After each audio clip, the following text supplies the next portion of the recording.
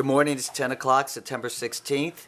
At this time, I'll call to order Mr. Eldon Callan. Here. Mr. Ed Hawkins. Here. And Mr. Tom Loomis here. At this time, I ask you rise for a moment of silent meditation and pledge to the flag.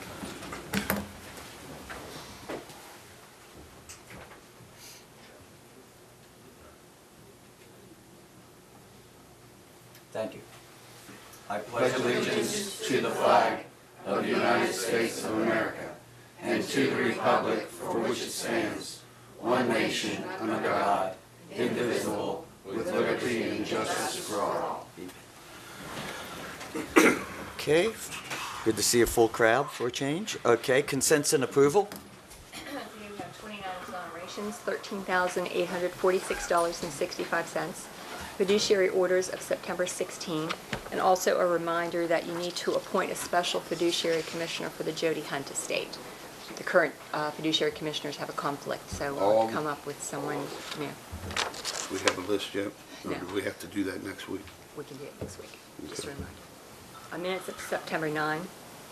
General County Fund vouchers, $289,700.93. General County Fund purchasing card, $20,983.73. Chestnut Ridge Park, $1,525.02. Chestnut Ridge Park purchasing card, $481.67. Mason-Dixon Park purchasing card, $48. Assessor's Valuation Fund, $2,399. Assessor's Valuation purchasing card, $168.20. Magistrate Court purchasing card, $47. 911 purchasing card, $10,303.06. 911 cash, $6,053.77 for a total of $331,710.38. Move for approval. Second. Been properly moved and second. All those in favor say aye. Aye. Passes. Thank you. Okay, at this time, we have comments from the public. And I would just want to clarify, any person can get up and speak. They just need to state their name and their address. This is also not the public hearing, but they can speak on the issue too. So there will be a public hearing of the second reading at 10:30, but this is right now. Any comments the public would like to speak on, feel free to stand up, state your name, your address, and we'd love to hear from you. Does anyone want to speak? Yes. Butch Runner from Greenville Fire Department. Okay. I just want to know or find out if we are going to get hydrants in that third phase of the TIF district along University Town Center down to the new interchange. Because I've been up there, I haven't seen any evidence of it, and it looks like it's, they're progressing. So I just. Let me check on that. I know the complete streets concept, which includes fire hydrants, it was to be adopted as part of that development, so it should be. But let me double check to make sure it's Okay. done, and I'll get back to you. All right, thank you. Appreciate your comment. Fire Thank you, Richard. hydrants. Anyone else like to ask any questions? Make any comments? Okay. Seeing none, we will close the comments. Renetta McClure for grants. And what's the good news today? Just asking for reimbursement for a couple of items. The Okay. first is the Governor's Community Participation Grant Program. Scotts Run Museum and Trail, they were granted $2,500. They're drawing down $512.49. And also the Day Report Center grant for August of 2015, $19,394.06. Move for approval. Second. Been properly moved and second. All those in favor say aye. Aye. It passes. Thank you. Thank you. Thank you for the pen. Sure. Okay, we're moving quickly. Is a representative from the DAR here now? Oh, great. Okay, you don't mind if we go a little early? Oh, Okay. We have a I need to go to work. Okay, well, this works out good then. Proclamation for the U.S. Constitution Week. Would you please read it? I'll read it. Thank you. Whereas the Constitution of the United States of America, the guardian of our liberties, embodies the principles of limited government in a republic dedicated to rule by law. And whereas September 17th, 2015 marks the 228th anniversary of the framing of the Constitution of the United States of America by the Constitutional Convention. And whereas it is fitting and proper to accord official recognition to this magnificent document and its memorable anniversary and to the patriotic celebrations which will commemorate it. And whereas Public Law 915 guarantees the issuing of a proclamation each year by the President of the United States of America designating September 17th through the 23rd as Constitution Week. Now therefore, we, the members of the Monongalia County Commission, by virtue of the authority vested in us, do hereby proclaim the week of September 17th through 23rd as Constitution Week, and ask our citizens to reaffirm the ideals the framers of the Constitution had in 1787 by vigilantly protecting the freedoms guaranteed to us through this guardian of our liberties, dated September 16th, 2015. Move to approve the resolution as read. Second. It's been properly moved in second. All those in favor say aye. Aye. It passes. Could we have your name and address for the record? Sure. What now? Yes. She's Vicky? going to write it down. Vicky, V-I-C-K-Y, Shears, This is blue. S-H-E-A-R-S, 463 Coven Avenue. I do want you to know that I've been invited to speak at Ridgedale Elementary to talk about the Constitution to the school, and I want you to know I'm very nervous because I thought I knew a lot about the Constitution, and reviewing it, I realized how much I didn't know, so I am going tomorrow. So we encourage everyone, first thing you can do is actually go back and read the Constitution. It's not very long. And also tomorrow at 4 p.m. That's right. at the courthouse, Bells Across America, please join us. We're going to serve cake afterwards, and we have a few bells if you don't have a bell, so come and join us and get a piece of cake. Celebrate the Constitution Day. Well, thank you very much. An interesting fact about the Constitution, it was written by a non-lawyer. That's why it's able to be read. That's why we can understand it. That's exactly right. I can say that, I'm a lawyer. Yeah. And just coming from Philadelphia, this is a really big day there. So, I mean, they have a whole day of ceremonies. It's really neat. So, again, I thank you very much. And to me, it's the most important document that we live by. We appreciate By court. Yeah. Thank you very much. Thank you. Okay, I will hold off on the reading of and public hearing yet because we have till 10:30, so anyone that's permitted to show up. We're going to go over correspondence. You know, we're done. Oh, she's making copies. Okay. So, I guess while we're holding off, did anyone, since probably we'll discuss it, talk about yesterday grand opening? Did anyone want to speak on that now? In remarks, I mean, I think Okay. that everybody in attendance was really blown away, if we will, by the building. I think it was well received. When you gave a party and as many people showed up as did, I think there were 300 people there. Yeah. So congratulations to all those, Diane, Renetta, everybody who put in a lot of work. The Bar Association, really, that was a team effort. To Bobby, you know, I don't anticipate him celebrating the moving in day as much as the opening day, but congratulations to all. Thank you. Did you want to add or just? No use repeat it, ditto. Yeah. I think he covered everything. Ceiling did say that was their biggest grand opening they've ever had, and I also want to thank the bar because by them coming out, I think it also supported the county commission. The number was enormous for the lawyers to take off some time, and we do appreciate that. With that being said, we're at correspondence. Okay, did anyone have any correspondence? Okay. Moving quickly, we have now unfinished business. Bobby sent an email this morning. He would like the commission to accept the bid from Green River Group in the amount of $171,048.88 for the repair of the wall down at the PRT lot. Did he find out where he's getting the money? That was my question. Yes, I mean, when the building is complete, there should be money left in the capital line that he has in his budget. And if that's not sufficient, we'll look in other places. Yeah. So if we approve the bid and we don't have the money, we still don't have to start the work, right? We'll find it. You'll find it. Okay. And it has to be done, the wall is It has Right. to be done. caving. It's an emergency situation, so we have to find it. Okay, just wanted to clarify that. I'd move that we accept the recommendation of our facilities director. Second. It's been properly moved in second that we pay the $171,000 for the emergency situation on the wall. All those in favor say aye. Aye. Aye. Opposed? I think we're all opposed too, but we don't have to. Okay, is there any other unfinished business?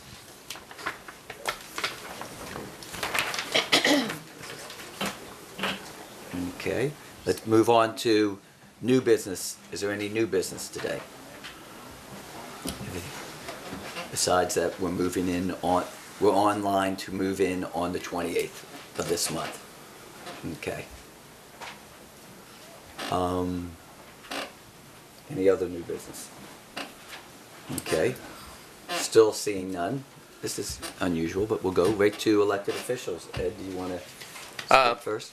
Well, Oh, wait, well, I apologize. Let me We do have say, the- elected Elected officials officials, first. yes. Is there any elected officials that would like to speak? Anyone who would like to speak at all? Okay. Now, Ed, you can speak. I apologize.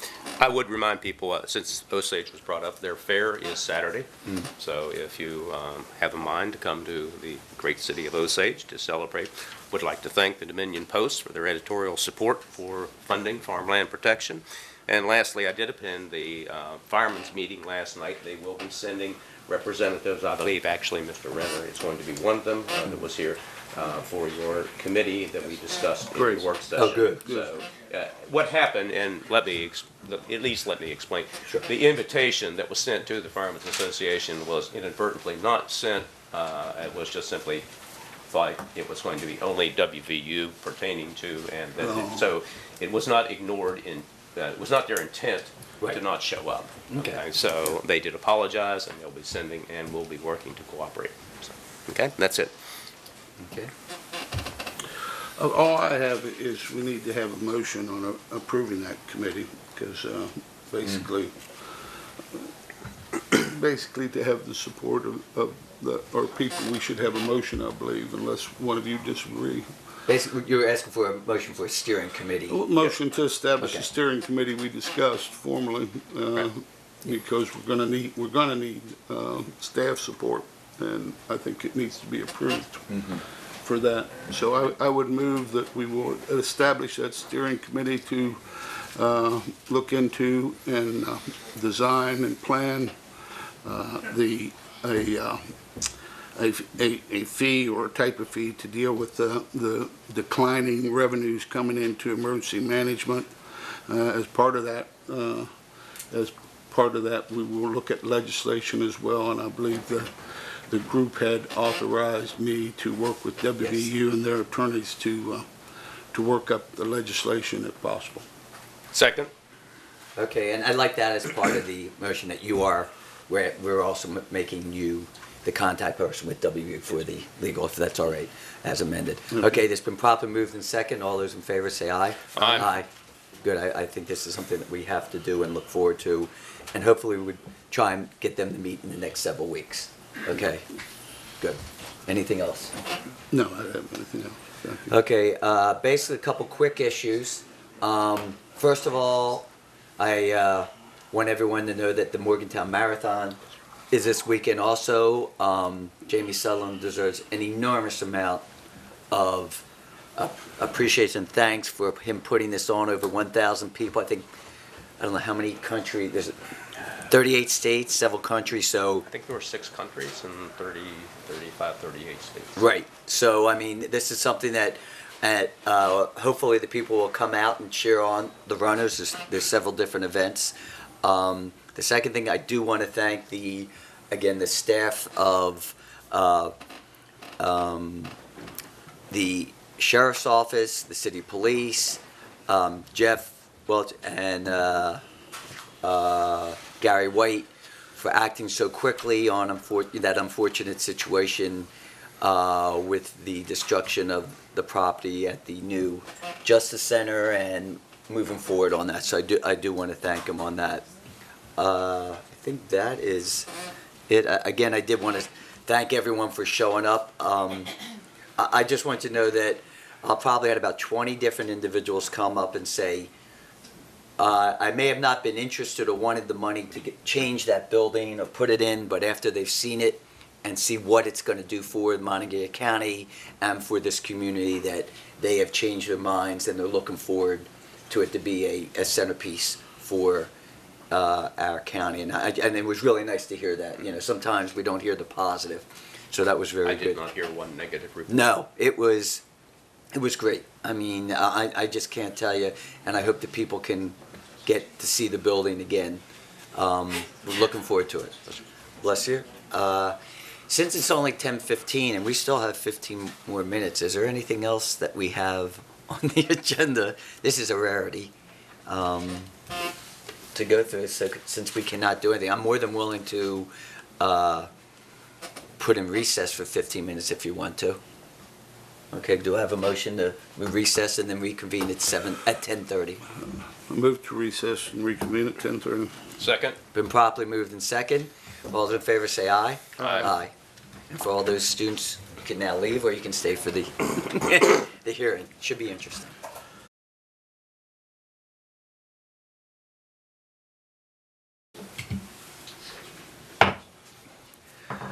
Have a motion to come out of recess.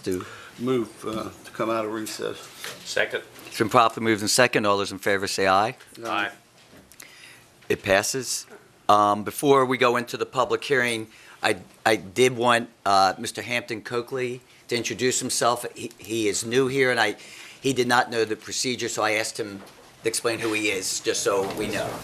Hi, well, my name's Hampton Coakley. I'm Senator Capito's field representative in northern West Virginia. Since we're opening a Morgantown office over at 48 Donnelly Street, down the waterfront, you know, we're here to help. We're a resource to you all with any problems you might have with federal agencies or even some state agencies. You know, we can kind of help you work through that and check on the progress and answer any questions you may have. You know, we don't know if you don't tell us, so just I'll be available probably afterward, or I'll be able to get you guys my contact information, and we'll go from there. I guess she wants your official name and Yeah. address.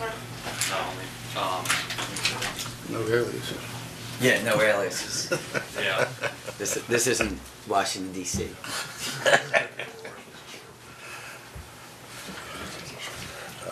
And we're appreciative of Senator Capito having an office here. Yes. And Senator Manchin, I think it's very important that we keep in the open communication.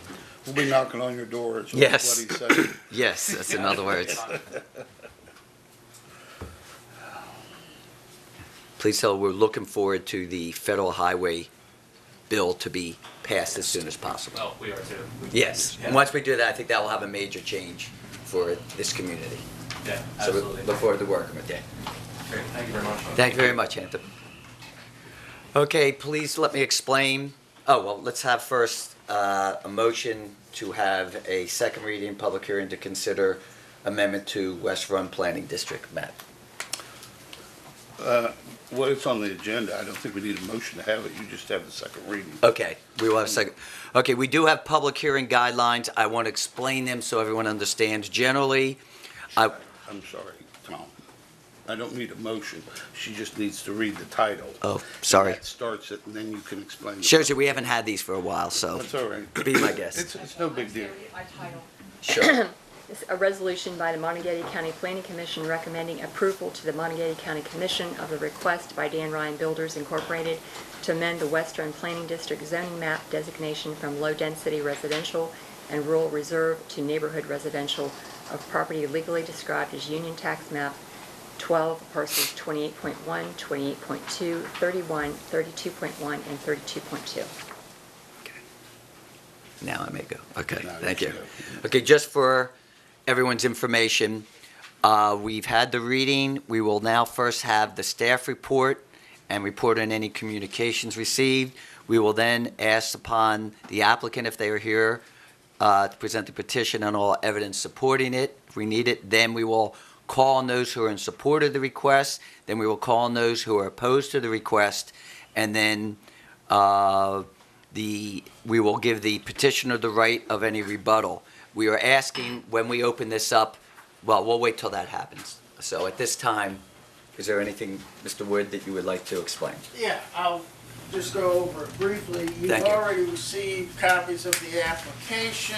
Yes. of the staff report, minutes from the planning commission meeting, the planning commission resolution, copies of the written comments submitted in opposition at the last meeting, and I believe a copy of the petition that was submitted to the planning commission. Basically, the issue is you have several parcels which are currently zoned RO and R1, which are the lowest density single-family residential zoning districts. By that, the lot requirements are larger in those areas. What's being requested is those be rezoned to R2, which is still a single-family residential designation, but the lot size requirements are smaller. And that would facilitate the development that Dan Ryan is considering. Part of the situation there is if you have to have on-site septic, you have to have a larger lot in order for it to qualify for your septic permit. If you have smaller ones, you pretty much need to have sanitary sewer provided to it. And that's out at this present time. In fact, there are no sanitary sewers there. The proposed developer thinks that they can, or believes that they can have MUB extend sanitary sewer to that area. That's one of the reasons it made sense to have the R2 designation from the planning commission's point of view. Okay. And if you don't have that, then you can't build at that density, because you could never get a permit from the health department for a septic tank on those size lots. It was the recommendation of staff that the rezoning be approved. It was the recommendation of the planning commission that the rezoning be approved. Is there any questions from the commissioners? Do you have the zoning map? Yes, we do.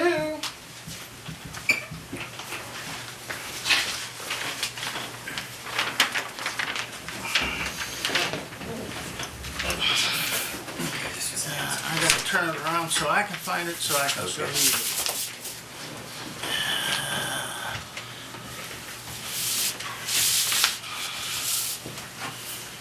You're looking right up in this area. And this is Baker's Ridge Manor, which is already R2, and then they would extend the R2 over to this area right here. You have RO here, and you have... So it would be connected? Yes. Okay. There's no... I mean, because it's multiple parcels, it wouldn't be spot zoning anyway, but Right. in this case, you're contiguous with the same zoning class that you're looking at going to. Okay. So you would essentially extend this R2 over into this property, and they would be looking at developing a portion of it there, proposing to do that. Now, that's been one of the other issues. There was a lot of comments at the Planning Commission meeting relative to the development. At this point, we can only address the land use from the map amendment point of view. Down the road, we would have plating permits, and we would have the land use permits for the actual development. But at this point, the only issue we're addressing is changing the planning district from R1, RO to R2. Okay, let me ask a question. Is this, where does the boundaries of the West Room zoning go? All the color there. The This color is there, ours. is that okay? So, is this the same color as this, or is this No. a different color? Now, this is R1, this is R2. And this light green is R3. Oh, okay, you got the shade, no, match with Yeah, that. that's one of the things we want to change, because I had the same problem. There just isn't enough differentiation between the different Right, colors. Right. I mean, This- frankly, this doesn't look that much different than some of the other browns. Yeah, And that's that was- commercial. Yeah, that's what was throwing me off. Now, this is What? This is commercial too? Yes, what it was in the that's essentially a map error. In the original planning district, all of this is all owned by one property owner. And all of that was included in there with the idea that all of this would be commercial. when they changed it to match the voting precincts, this got all taken out and this was never changed. So it makes no sense that you have that chunk of commercial out there. It could be developed as commercial anyway, Right. but we have to wait till we do the entire map and text update to correct that problem.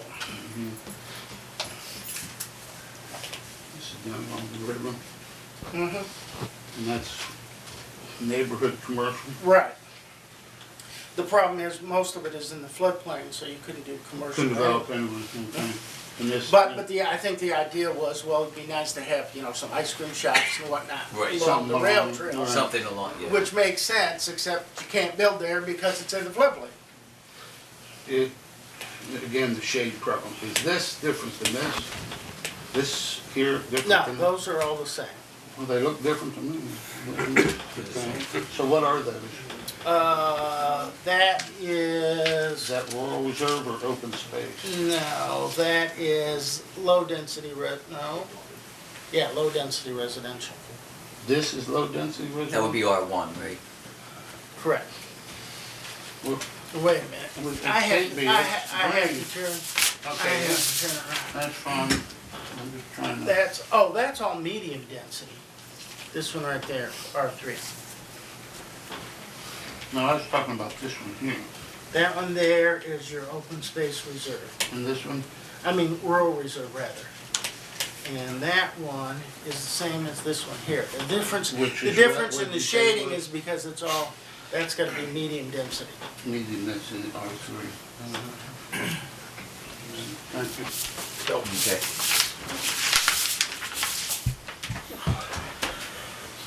Any other questions? Not Yeah. at this, well, Yeah, I do. sorry. If I may. If it's all right with you two. Sure. We've got a standard we gotta follow here. When we look at this, and this may be premature, but I'm gonna ask. Because I think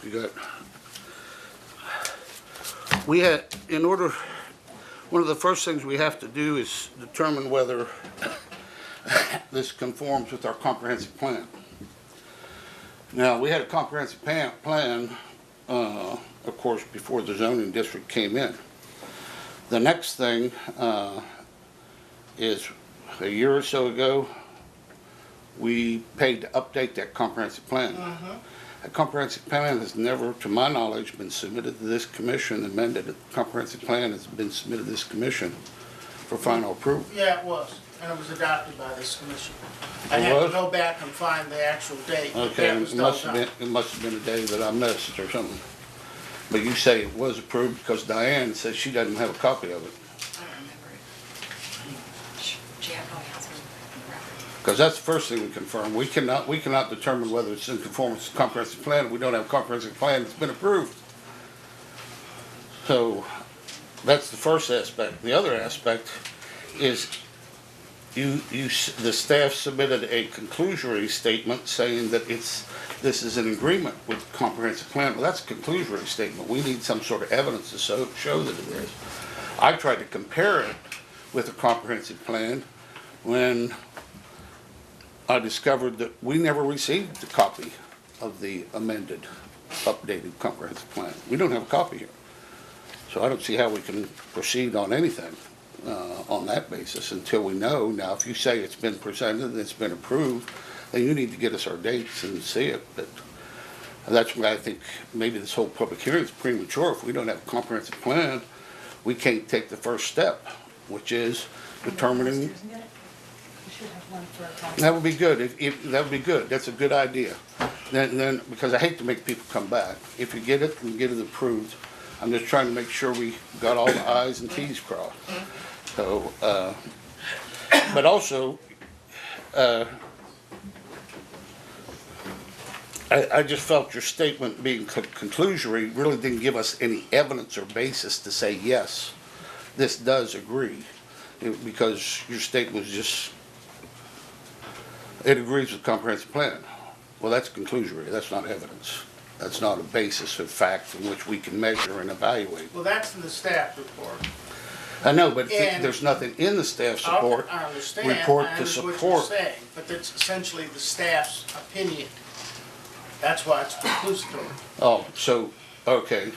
All right, so It doesn't determine what the planning commission decides or what you decide, but based on the staff's review of the comprehensive plan, in their opinion, it meets the requirements. Okay, so I'm just clarifying, so then the person or parties that are asking for a change in the zoning map would have to bring forth the evidence to prove that.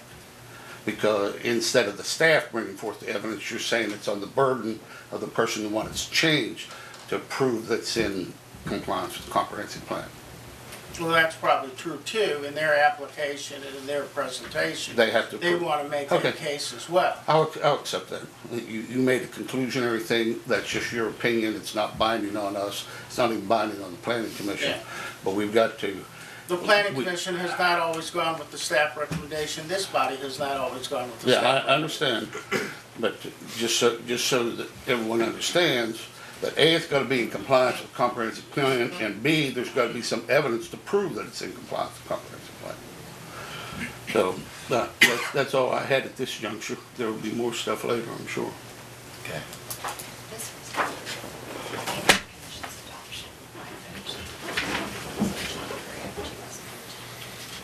But did it ever come to us?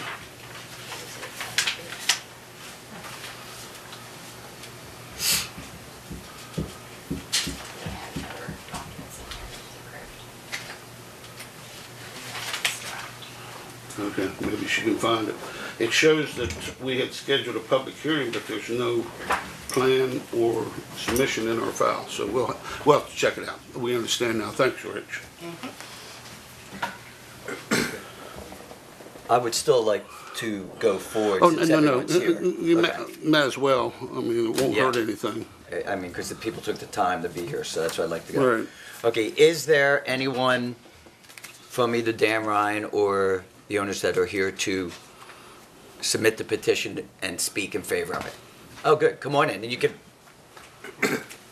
if you state your name, address, and then feel free to explain what you're doing.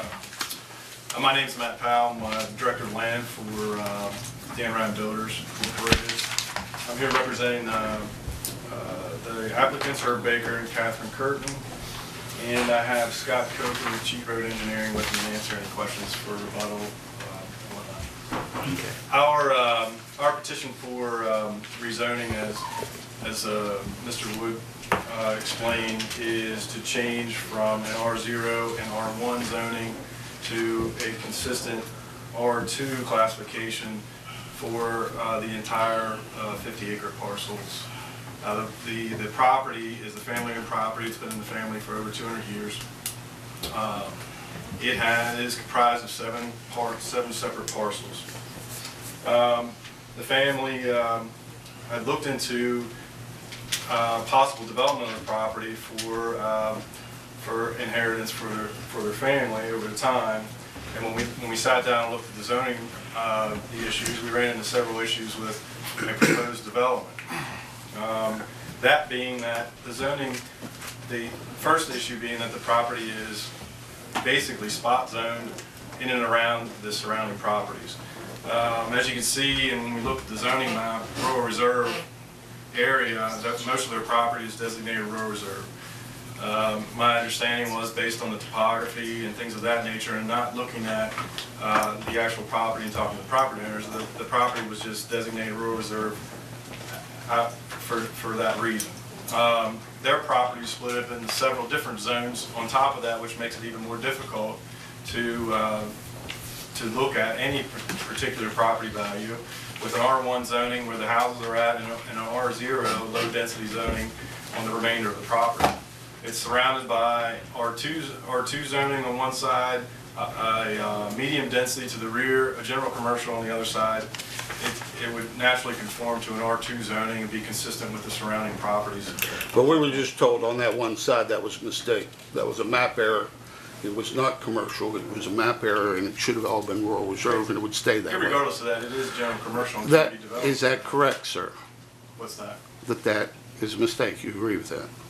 I'm asking you. I do not agree. I don't know if it was a mistake, but it is a general commercial zone on the map as it is today and would have to be rezoned, just as if we were requesting as well. One of the most important reasons why the fan would like to, or the applicants would like to rezone the property is to maintain the property values. Quite frankly, a rural reserve and an R1 zoning limits their ability of what they can do and their property values over a period of time. Up until 5 years ago, they had the right to do literally whatever they wanted to with their property. It was rezoned or zoned, and now it limits their ability and their property values. We did, in our application, provide a conceptual plan, and that was intended to provide basically insight into the thought process behind that, nothing more. It was not thought out to lot lists, full-size lot lists. We have an idea behind that at this point in time. That is the direction we're heading. But it opened up a Pandora's box of questions that, quite frankly, if the zoning passes, we will address as we go into the development process. The initial submission of that was to keep this a low-impact development. The property as it stands now with the current zoning, I can get the same yield from the property as it is now with a lot more disturbance. Our thought process was to maintain the surrounding property limits, to maintain the wooded areas, to maintain the aesthetics of the property. That if we increase the zoning density, allow smaller lots, keep it on top of the developable property within the 50-acre parcel, we could achieve the same density that we have with the current zoning with minimal impacts. Our thought process behind that was the surrounding communities, the neighbors, and things of that nature. Traffic issues, there's something that I'm sure that will be hit upon today. We have to go through the same state highway process. The applicants would have to go through an entrance permit process through state highway, and I'm sure there will be some road widening efforts and things of that nature. Being that the property is currently zoned, it would allow the same density as theoretically what our conceptual plan asked. It's almost a moot point. I would do higher impact development to achieve the yield that we would be looking for. Other than that, I think we've addressed a lot of issues in our planning commission meeting. We had garnered approval in a 12-to-1 vote from the planning commission.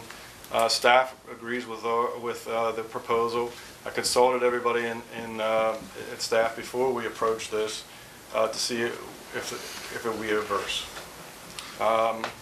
I'd be happy to answer any questions that you may have, or Do you have any? Yeah, I have a number of questions. You got 50 acres here, which means with the R2 zoning, you put 200 homes in there. Right? That correct? I haven't looked at the overall yield. It's it's 4 per acre, right, Rich? Yeah. Okay. So, now, you put 200 homes in there, all right? Now, you say you're not gonna put 200 homes in there. Well, why didn't you design your map to keep that separated? If you wanna have that rural space, there's no way to prevent you from putting 200 homes in there. That's correct. Once this has changed, you can put 200 homes in there, and you can put it any way you want to. This is my feeling as well. No, I mean, I'm a country boy. You tell me you want to change something, but I'm only going to use the middle. And being on the planning commission and listening to everybody, I didn't see a ironclad protective covenant of the remainder of the acreage, which I understand would be about at least 20 to 25 acres. Am I speaking correctly? I believe so, yes. Left over. And this does not, I'm not in favor of, of allowing a full-blown phase 2 to come later, because that's exactly what happens. Well, I can't speak to that as far as that goes. I mean, yes, there is the potential, obviously. The desire of the applicants to rezone the property to allow the density that they already enjoy at this point is just for the proposed community as we put in the conceptual plan. As far as, any future projects or things of that nature, the property's topography challenged. I mean, you can only allow so much density. Yeah, he wanted to speak. Oh, I'm sorry, go ahead.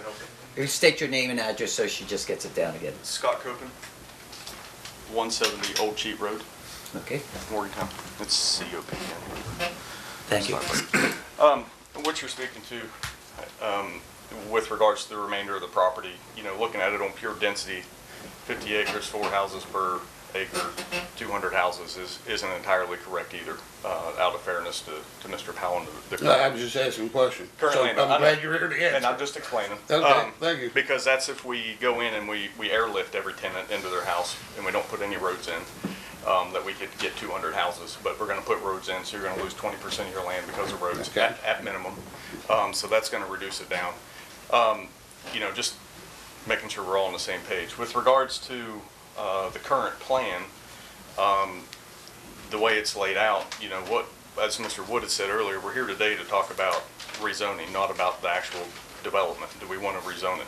When we get to the actual development is when those types of comments can be addressed, that a reserve, a restrictive covenant, or something like that could be put on the remainder of the property and restrict it from future development down the road to keep that from growing into a 200 house development. Today is about the zoning on the property. It's not about the overall development itself, which I know we have to look at that. We have to keep it in context. That's a word game. I've been in this business too long. I know I got this white hair because I was in the building business. Don't tell me, that's a word game. No, what it is down the road, we have to go through the body. No, We have to I go know, in front I of the know what I body have to do. again. I used to build in Arlington, Virginia. They have a lot more stuff than here. I know what it takes. That, yes, you gotta go through, but there's things that they have got to abide by. If you have this zoning, you could put 200 homes in there, and you can airlift them in if you want to. Yeah, that's correct. I can't disagree. Could I ask, wait, can I ask clarification on Yeah. that? In the data that we received with facts, and I want to read, Matt Powell, you stated that out of the 50 acres, they will be buying about 30 acres. They will be putting about 40 lots with homes on about 18 acres on the 30 acres. The remaining 20 acres, you stated there are already residents on part of the 20 acres, as well as a corridor for big electrical power transmission lines and a possible storm water runoff collection pond for the proposed DRB development. So, again, just for clarification, the chances are that you're not going to build on it because of those. I mean, you could build on some of it, but you're looking at the possibility of a stormwater runoff collection pond, and you would also have a corridor for that there's a big electrical power transmission lines there. Is that not correct? That's correct. So that's why you're only buying the 30 acres at this time, or developing the 30 acres. Or not? Yeah, that's it. I just want to get a clarification, because that's what the That's data exactly right. says. It's that and the topography of the rest. The topography, It's okay. just not feasible. At this time, it's not economically feasible to build on that entire site. Okay. It's too steep. I just want to clarify. But let's be clear about this. There's a couple realities here. And you can cut it any way you want to, but here are the realities. Number one, before the citizens of West Run area voted for zoning, the only protection they had was promises from people like you to say, I won't develop this. Yep. Or I'll do it the right way. Or I won't dump too many cars in there. I won't dump drain water. That's happened.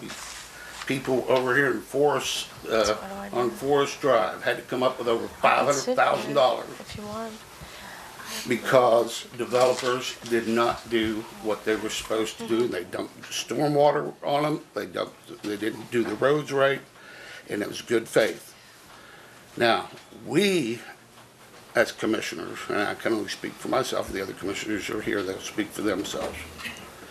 We have an obligation from those people of West Run that said, we want to protect our properties and our property values and our way of life. You put roads in there, 20%. Okay, instead of 200 homes, we're talking about 120 homes. It is about profit margin.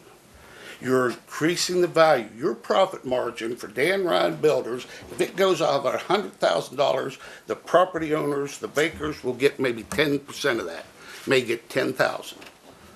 That's what this is about. Let's not miss the issue here. There are needs for housing, but this is not the last place in the county that can support housing.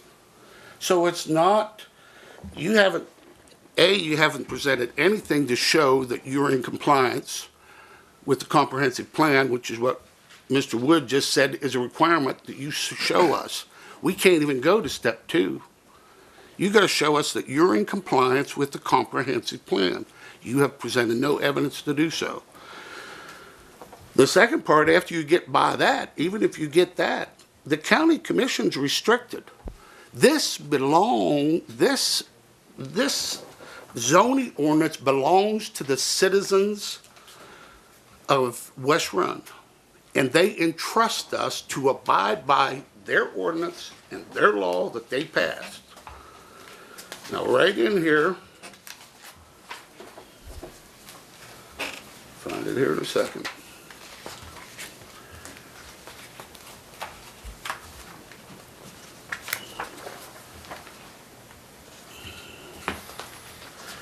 Right in here, says in accordance with the West Run Planning District Zoning Ordinance, Section 22.01, whenever public necessity, you've presented no evidence on that, and the public health, safety, and general welfare require, you've presented no evidence on that. The county commission may amend, we're not obligated, may amend, if those prerequisites are met. Public necessity, public health, safety, and general welfare. May amend, supplement, or modify the official zoning map of this ordinance without holding an election. With what you've presented today, if you want to do this, you need to hold an election.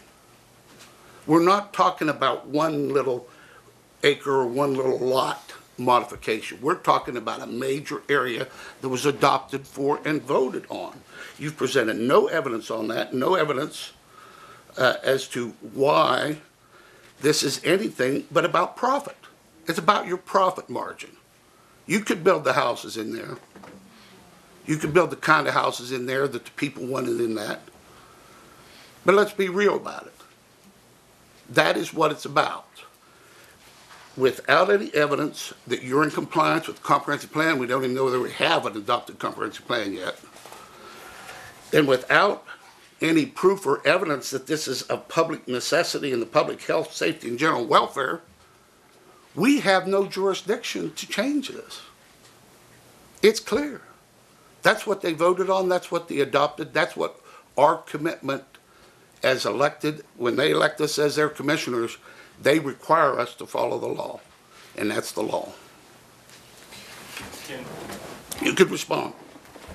You go first. With regard to the reason why I'm the representative of Dan Ryan Builders, I come before you for the applicants. And I can have the applicants speak to you about their property and maintaining their property values. They will live on the property, and they will continue to live there and preserve the majority of the property. As a company our size, I would not have put a conceptual plan in an application to rezone and then turn around and do a bait and switch after they got an approved rezoning to come back in. The integrity of our company would be compromised, number one. On top of that, it's clearly evident looking at that plan, even if there was a mistake, that is a spot zoned area. That was done by the county. There's been several other parcels in the county, and when they put the zoning together, understood that there would be corrections going along the way that would have to be made. With several other parcels, in my understanding, that have been spot zoned without going back to the comprehensive plan. I feel that we are in compliance with the comprehensive plan, and furthermore, the staff says we are in compliance with the comprehensive plan. I don't know logistics of you have a comprehensive plan or not. And finally, the density that I proposed and that we put on for the plan itself is doable today. What we're asking to do today is rezone the property so we don't have to mass grade the property, taking into consideration the neighbors and the surrounding property and the health and welfare of all the neighbors, as far as that goes, and mass grading. 'Cause the concerns were view sheds, trees, keeping the foliage around, you know, road Can you not network. do that the way it's rated right now? You can do all that right now. No, I can't. Yes, you can. No, to get the density, to get the 40 lots, that we have, it would take mass grading. Because the lot size is a minimum 2-acre lot size. Well, On topography of that nature, you cannot. You it makes define this as spot zoning. It's not spot zoning. I've seen spot zoning. It's been in here. I've been here a long time now. And spot zoning is when you have one or two parcels that are residential because there's a residential house on it, while around them there were apartments, Sir, and they had R4. There's medium density. I see it. There's neighborhood That's- residential, then there's commercial right beside it. So- That's the So you're definition of saying spot that any time that there's a line between one zoning area and another, you can classify that as spot zoning? That's exactly what you're saying. No, I'm saying that if you look at that map, there is a rural reserve in the middle of high density zoning. That is the No, there definition. isn't. Not on one, it's just on one side. I mean, where are you gonna stop it? You stop it someplace. I mean, by your definition, we need to change it all the R4 all the way to the river. That's, What else you have? in fact, the medium density zoning that you have to the What river else now, you have, sir? it allows you a higher density than the R2 that I'm asking. What else you have? What, you have anything on public necessity, health, safety, welfare, I- other than profit? I believe it's not a profit margin issue here. I am representing the applicants. This is not a Dan Ryan Builders rezoning effort. It is. Well, that's very different than what I read in this, and I read this 2 or 3 weeks ago. It says right in it that Dan Wright is proceeding on this on behalf of the property owners. Now, I guarantee you that what's gonna happen is you even put those 40 homes in there, let alone the 160 you'll be able to put in there. You know who's gonna lose? All the people that live out there in Baker's Ridge, that moved out there. Their property value is gonna plummet. That's where the property value is gonna go. That's why they passed zoning. That's why they entrusted us. That's why I'm disturbed by this kind of application, that you're not even following the ordinance. Come in with some evidence, presentation. Do you want to say something before I say something? Go ahead. No, I'm gonna keep my mouth shut. It's not relevant to this. My question is, I'm a little bit confused. We're talking about, and I'm gonna go back, Rich, what you said, and that we're talking just about the rezoning. Were they required to bring all those things in that the commission is requesting at this time? Because didn't you say that we're talking about the zoning now, then they go back to the That's- actual, so you had a conceptual plot, then they would have to go back and do the things that are being discussed right now, if I'm correct. See, so I think we're mixing apples with oranges here. Well, you are correct in that things like the water, sewer to the site, Right. stormwater management, all of those sort of things get done at a later stage. Okay. But in terms of justifying the rezoning, yes, you look at essentially the points that Eldon said, or a change in the economic situation of the area, which is not so much the case here. But yes, it has to be consistent with the comprehensive plan, and yes, it needs to be for the health, safety, welfare, betterment of the people. So that is true, that is part of this process, that is part of the case that needs to be made. Okay, so my question is, without taking one side or the other, because I'll be honest with you, I've not made a decision yet. My question is, they must have done something that had you all and the planning commission to approve it to get to this site, to this stage.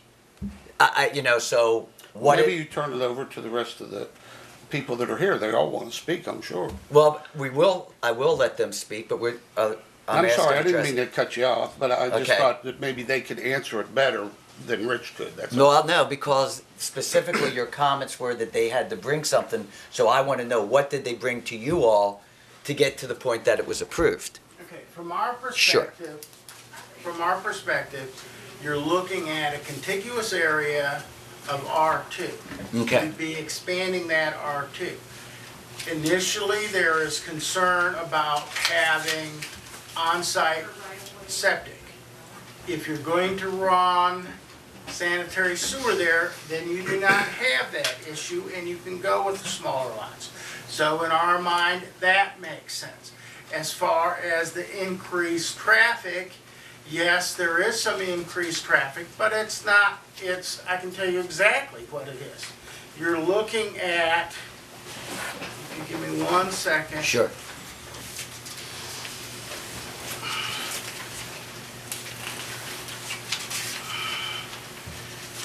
You're looking at, if you base it on the number of units, you're looking at an additional 380 trips per day. If you base it on vehicles, it's 480.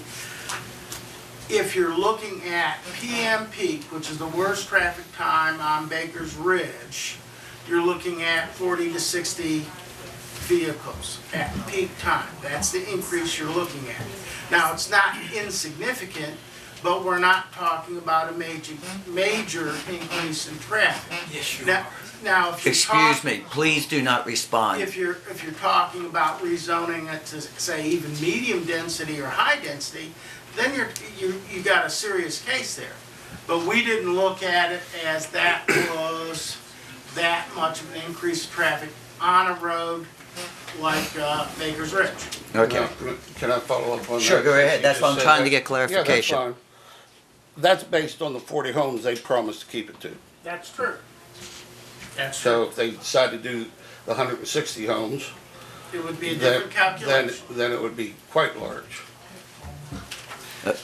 I'm not opposed to rezoning the area that we're planning, that we have put in the conceptual plan, just to that. Our thought process was with the applicants is that they want to preserve their property values for years to come. Ms. Curtin lives on the remaining 25 acres. Her plan is to live there, her house is there. Mr. Baker lives on the remainder of the 30 acres that is planned for potential development purposes. There's no plan beyond what we have. The reason, again, to reiterate that, the reason we put the conceptual plan in front of you and in front of everybody else was to cut a lot of the interpretation of what could be done there out of the picture. And it seems to raise more questions as to, well, we can do multifamily, we can do this and that. It only allows single family, and I think, if I'm correct, it allows townhomes. But our intent is to do what we provided, and that's why we put it out there. Right now, with a little bit wider lot in the R1 zone, we can do that. What we're doing right now, and in the R0, we can mass grade to do exactly the same as what we're requesting. Well, don't get me wrong. I'm sympathetic, and anyone knows me, I'm pro-development and pro-developer. I mean, my background's in it. I grew up in it. But I'm also committed to the law as it's written, and as the people voted on it. I can't help it. I'm a lawyer. I read the stuff. I know what it says. I know what it means. I know what burden of proofs are. I know what evidence is. That's what you have to base it on, And I'm sympathetic to the property owners and what they want to do. But the zoning, before zoning was adopted in West Run, it was Wild West. I was going to shoot them up, throw up many things we want to, and these people stood up and they said, no, stop it. Why did they go through that effort if all a developer has to do is come in here and say, oh, well, it would make more sense for us to do it this way, and then we change it. That's why the ordinance is written that A, you've got to prove that it's in compliance with the comprehensive plan, and B, you've got to prove that it meets public necessity, public health, safety, and general welfare. I don't know why we're here. I read this, and not one iota of evidence, not one scintilla of evidence exists in the application or anything else done by anyone to show that it meets either of those standards. Can I, Could- I'm sorry, I didn't mean to cut you off. Were you familiar with how the rezoning process went and how it went out to the property owners? Yeah. I invite Mr. Baker to speak on how he understood how the rezoning was going to affect his property, as far as Ms. Curtin, on how, whenever they zoned this property and the information that he That had. would be good information to have them come forward. Herb,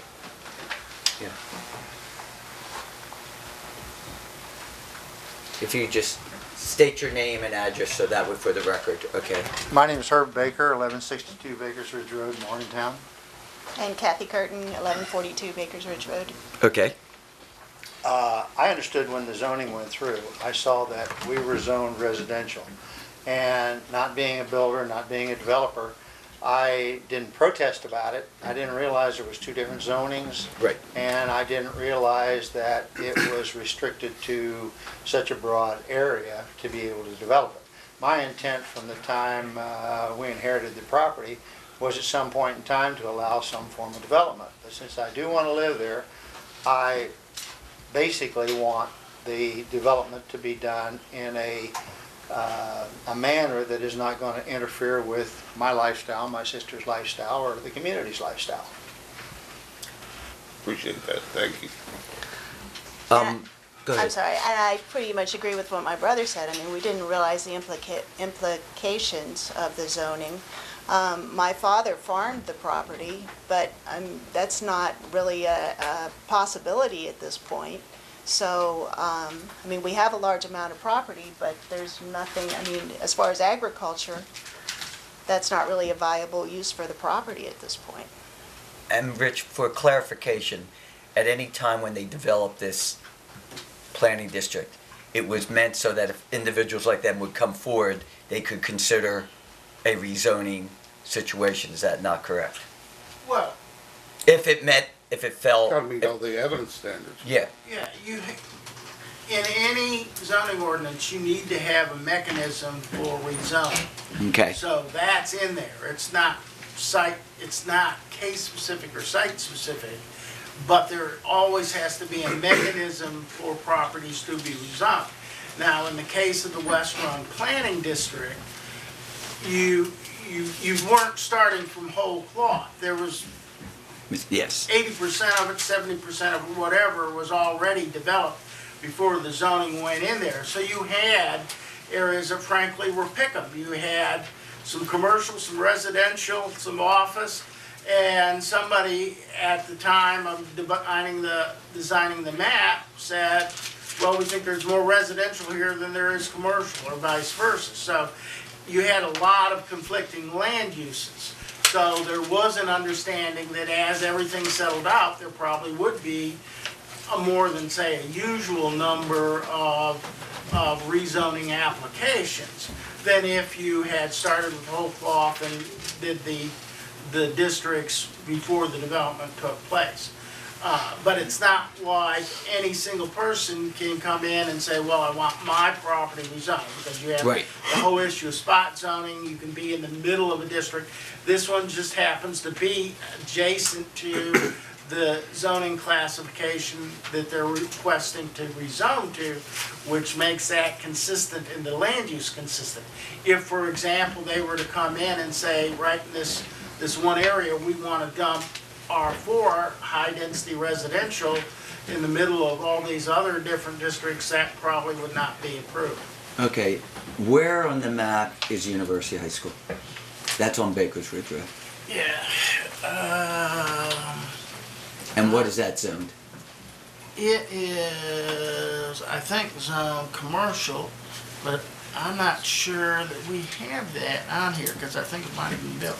I think it's right here, isn't it? it's always at the intersection. Or there it is. It's not zoned at all.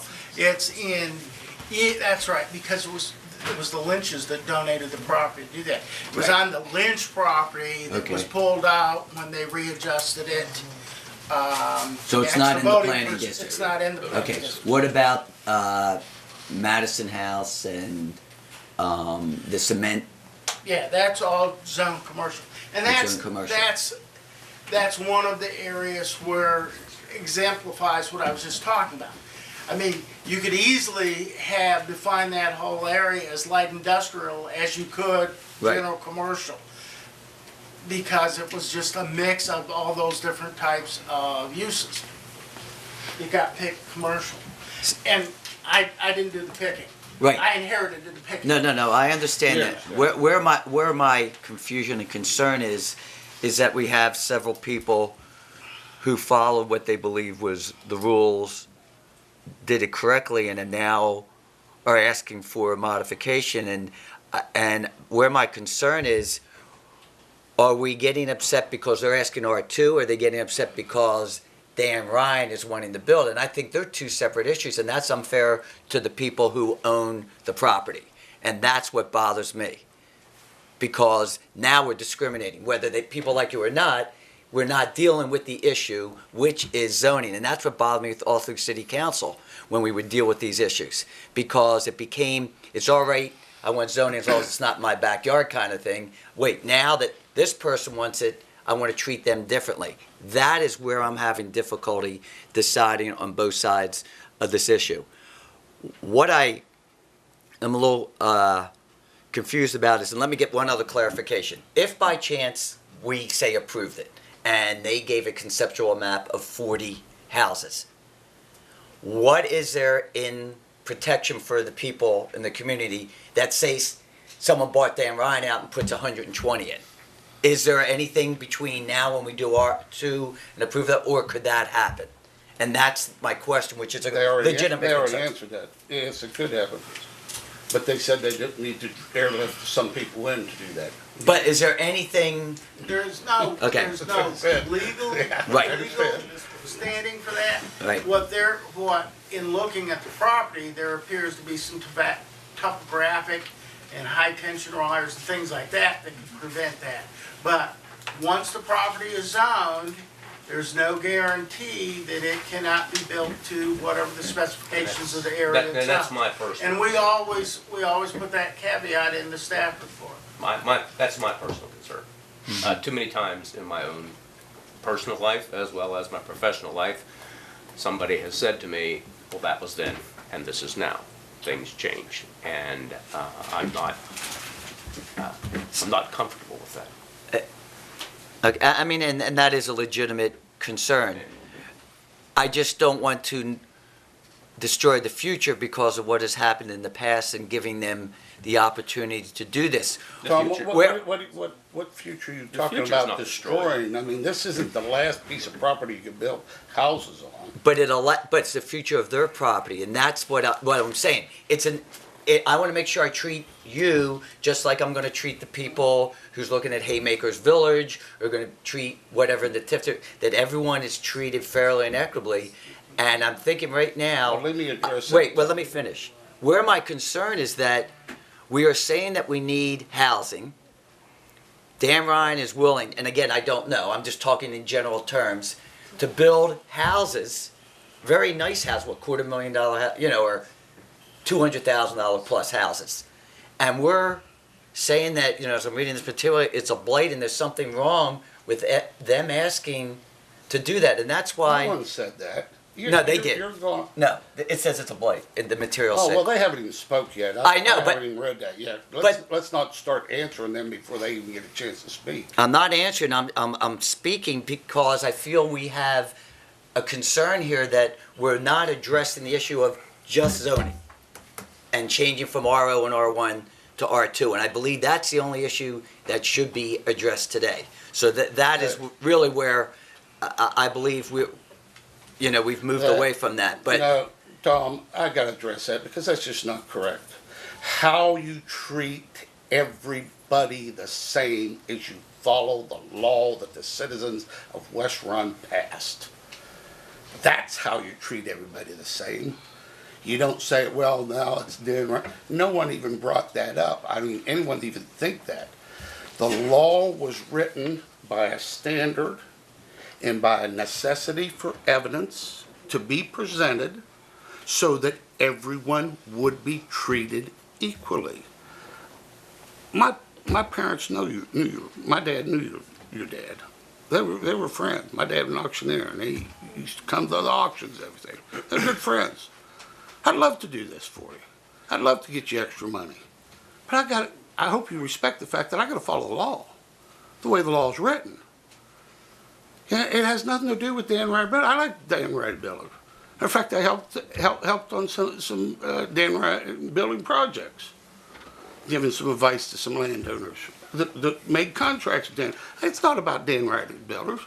What my problem is that we've gone through this and we've had upset of all kinds of people. We've gone through a whole process, and I have not seen one thing that the law has been followed. That's what I'm upset about. I'm not upset about Dan Ryan or your plans. I'm not upset with the Bakers at all. The law has not been followed. It says you must show that this change is in compliance with comprehensive plan. It is not. You have not shown one thing. We don't know whether it is or is not. You must show to avoid an election, and that's all it is, not to stop the change, but to avoid an election, you must present evidence that there's public necessity. Those are legal terms. You got to understand those legal terms to know how to evaluate the kind of evidence that's being presented. Public health, safety, and general welfare. You've got to prove that. You've got to show that. I read this and I reread it. And then I reread it again. Then I went to look for the comprehensive plan. Then I went to look for the zoning plan. There's none of that in here. And I feel very sorry for both of you because you've gone through this process without the proper evidence or the proper support to accomplish this. And I feel sorry for everyone else that have been all upset and think that we can just sit here and say, well, I like Dan Ryder Builders, so we're going to change this, or I like you all. You're family friends. You know, it's not about like how you avoid the things that Commissioner Bloom was just talking about. You should follow the law to the letter. It seems to me, that we're getting way off topic. The intent, that everybody's intent is that by not allowing the zoning, that you're gonna preclude development there. Mm-hmm. All the issues that the neighborhood is going to bring up, traffic, and what else? Sidewalks. Sidewalk. I mean, you know, the problem is they can still develop the property, regardless if you rezone the property today to a higher density zoning or not. They can still develop the property. You're still going to have increased traffic on there. You're not stopping anything. Absolutely. What you are doing is from the zoning that you put on these people, although everybody else can enjoy their zoning that they have, the higher density zoning that they have around them, you've devalued their property they've had in their family for 200 plus years. Significantly devalued. And as a builder, I can tell you with a 1 house per 2 acre on the topography you have in Monongalia County, it significantly devalues the property. On top of that, you know, it just, you know, I lost my train of thought there, I'm sorry, but I think that's the point. That's the point, is in fact, you keep going back to the comprehensive plan and this and that. We've done everything your application asked for. In fact, we presented this in front of the Planning Commission, who unanimously voted on 12 to 1 to approve this. We presented every article, and they had to go through the same criteria as you have. Sir, all you did right there was shifted the burden. That's all you did. I haven't shifted any burden. Sir, just wait. I'm speaking. Please. You shifted the burden. You said the burden is on the other property owners to prevent you from rezoning or rezoning this parcel. That's all you're doing. The statute says that the applicant has the burden in all these things. You've just said that no, we don't have to prove it because they can't prove that that this isn't a good thing to do. That isn't what the statute read. I've read the statute 3 or 4 times. I don't think there's any question. I think we need to turn it over to let the rest of the people speak. Well, on I it. want to see if there's anyone else, the two of you, if I can now. Do you two like to add anything else in support? Then I will ask if there's anyone else who would like to speak in support. Sure. When this was initially zoned, Sure. we had no input into it. I'm not even sure if there was a reason why that it was zoned the way it was when the other property around it's zoned differently. I mean, I don't understand what the intent was to zone it that way.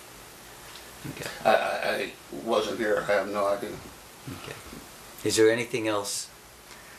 No, we have, one of the issues, I don't know whether this is pertinent or not, but you know, the property we have now, we have neighbors using it for various and sundry things, and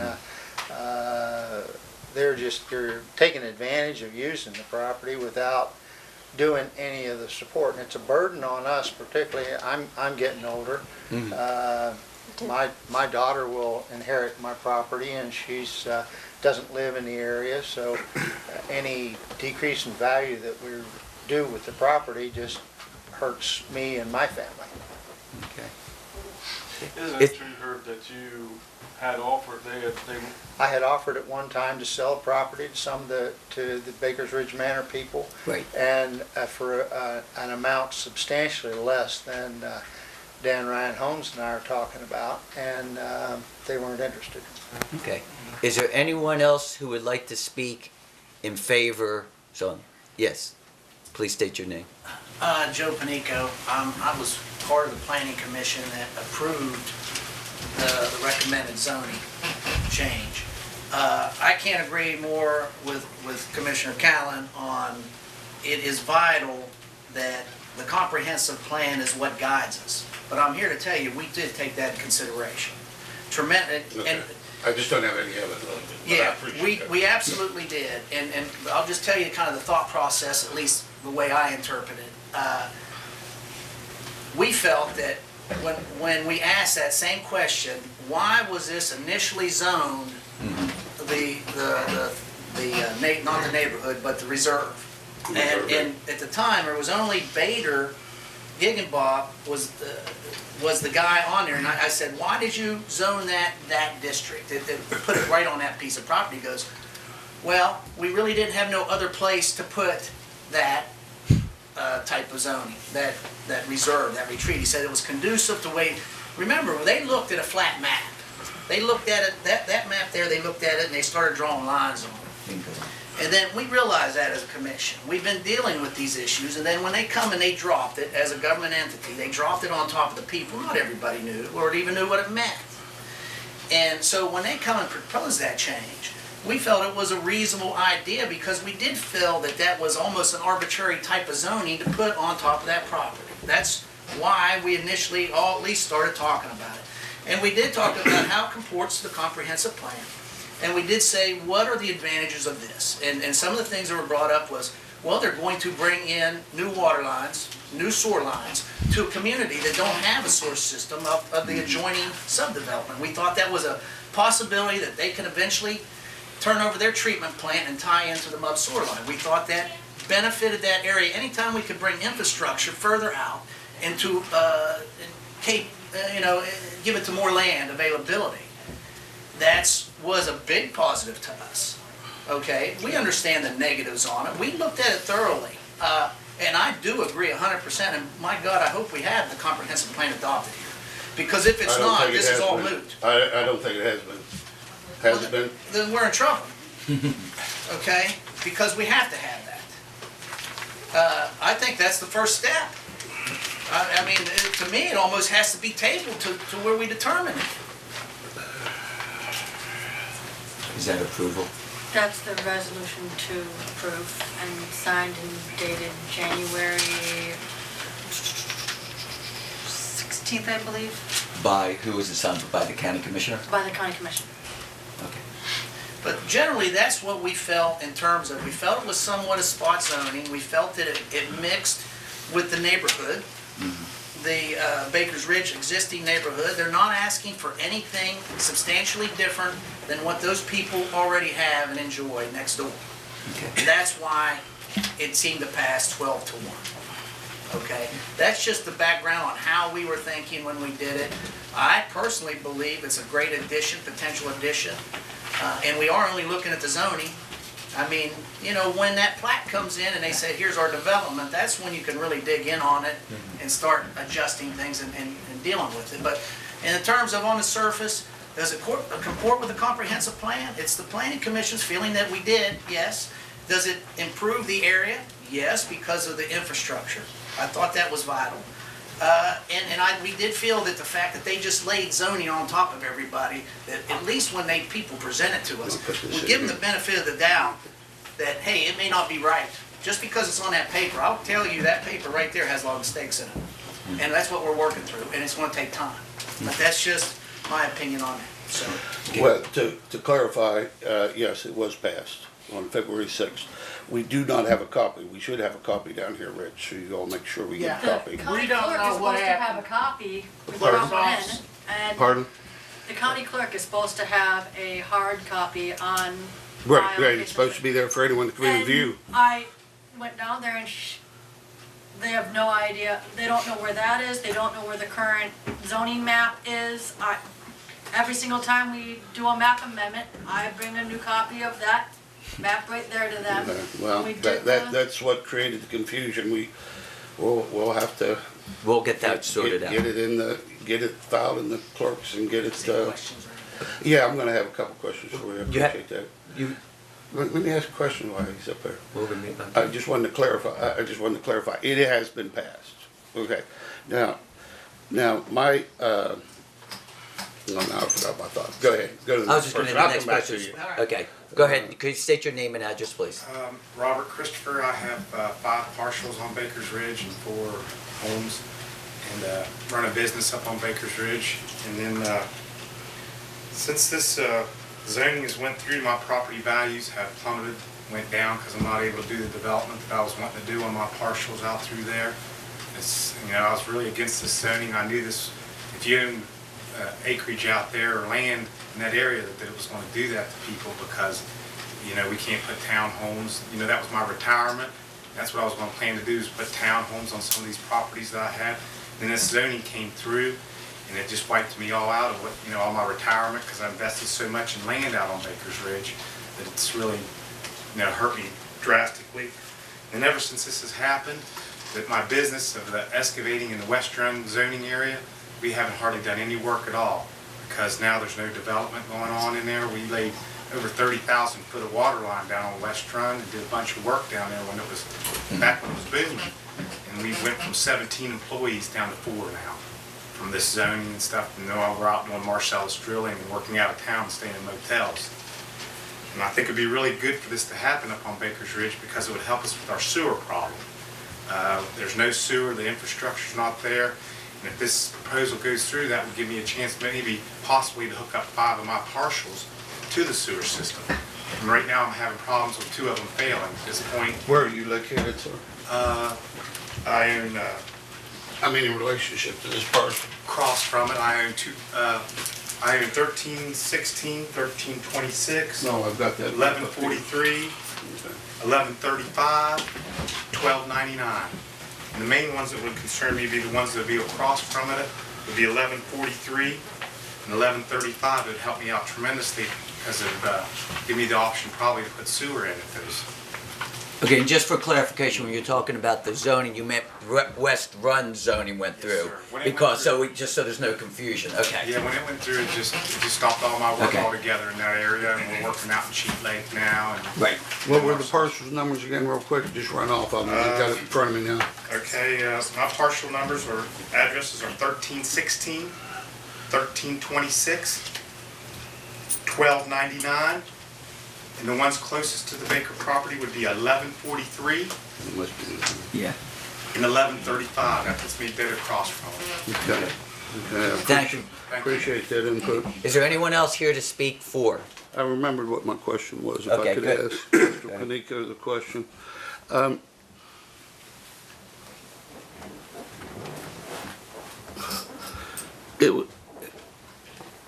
Did you all look at or suggest that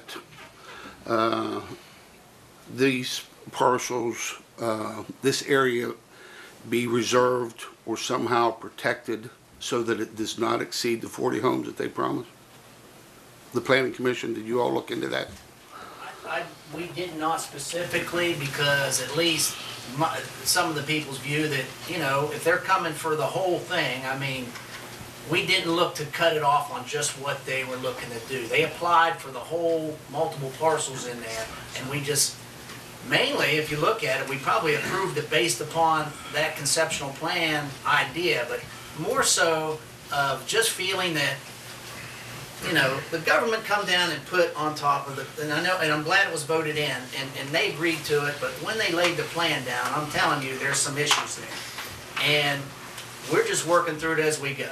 And so we bring whatever experience we have and try to look at it objectively and say, hey, does this make sense at least to us, and does it comport? I'm a big proponent of that. I know, we work well together on issues. You know me and I know you. And so we did take that in regard, but I don't say that we looked at it as a separating it off. We did. Just to ensure there weren't 160 homes in there. There could be more. One of the reasons is because the parcel lines are so split up in different ways that you would have to run a zoning line across different parcels. You'd have a parcel with two different zones on it instead of having a parcel with a zone. Are you planning on just buying where you're developing? Yes, sir. In fact, whenever we came to the Planning Commission, our initial thought was to go with an R1 zoning with some setback variances, because the problem is the lot size, the side setbacks, front setbacks are so arduous, especially with the topography in this county on their zoning. It pushed us into the next zoning to get away from that. It's really a setback. The density in the density in the R1 zoning gets us what we need. The setbacks and front and rear setbacks do not. And they're very demanding, and when you're talking about topography as it is, with, you know, I can't remember the exact setbacks in the R1, but it makes it very hard and makes the development the way we want to do it very impactful to the area. You're taking trees down, you're moving mass dirt. Their property lays beautiful, and it's a very flat piece of the area. What our plan was to do was to utilize the flat areas, do nice large homes in that area, and then leave a lot of the area natural. And that's what we wanted to do. It was the recommendation of the Planning Commission to say, okay, you know, why don't we go with the R2, because you don't have to come through for variances and things like that. We're just, it's consistent with the adjacent zoning, it's consistent with the surrounding zoning, and it's not adverse. And that was the plan of attack. Okay. Ed, did you have anything else? No. Okay, is there anyone else to speak in favor? Okay, at this time, we will close that part of it. Now we will have anyone who's interested in speaking against the request at this time. Please stand up, state your name, address, and we're going to try and keep it to 3 minutes unless you're speaking for a group of people, and then we will modify it. So please, yes, sir. I'm speaking for myself. Okay. But can I have your name and address? I'm sorry. Eugene Eddy, where I live, 1123 Bakers Ridge Road. Okay, thank you. 26508. I am 7 acres.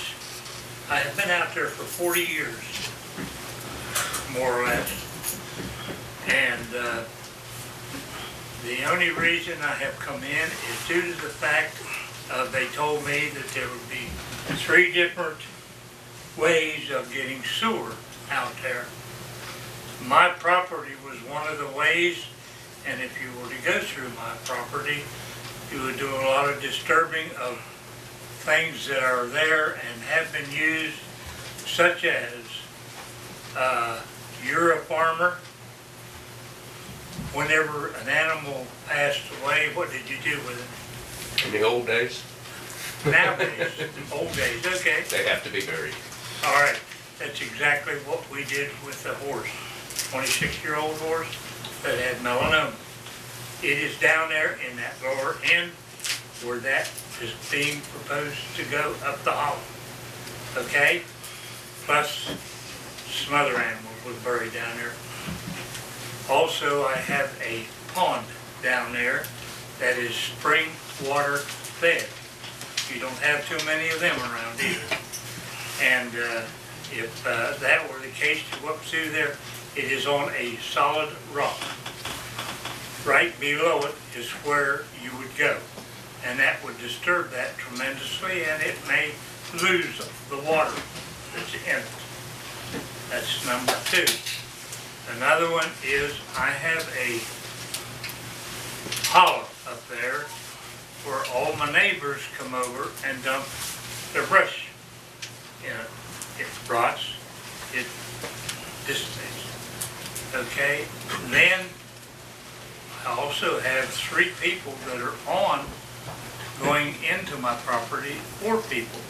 My neighbor on my, looking at the house on my left, and away across, adjoining the property that we're talking about, going up through, there's 2 other Sept systems going into it now.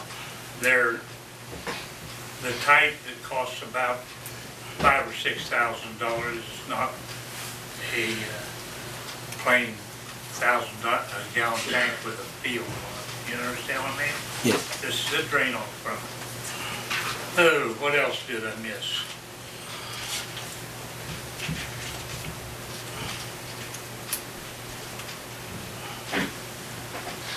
I used to be able to get up and do this pretty properly. But You're doing a fine job. You're doing a fine job. Since I was in the 20s, okay? And this is anyway. Let me ask you a question that may jog your mind a little bit. Are you saying that the sewage plan that Mr. Panico was speaking of has to go through your property? Is that what you're saying? I'm saying it is one of 3 proposed. One of 3 proposed ways. Okay? And you don't want it to I'm go talking through your about property? my property. Right. I don't care about theirs. Well, I One, understand. If they go one way, they would go to Van Voor's and they would pick up a whole bunch of property down through there, as you well know. That's the whole hillside there. That would be the preferred way. Probably help your properties. Well, yes, it'd help my property, but it would help theirs, the water companies, too, because they would pick up more customers down through I there. understand. I just wanted to clarify what you're saying. Pardon? I just wanted to clarify what you said. I appreciate that. I understand what you're saying now. Yeah, through the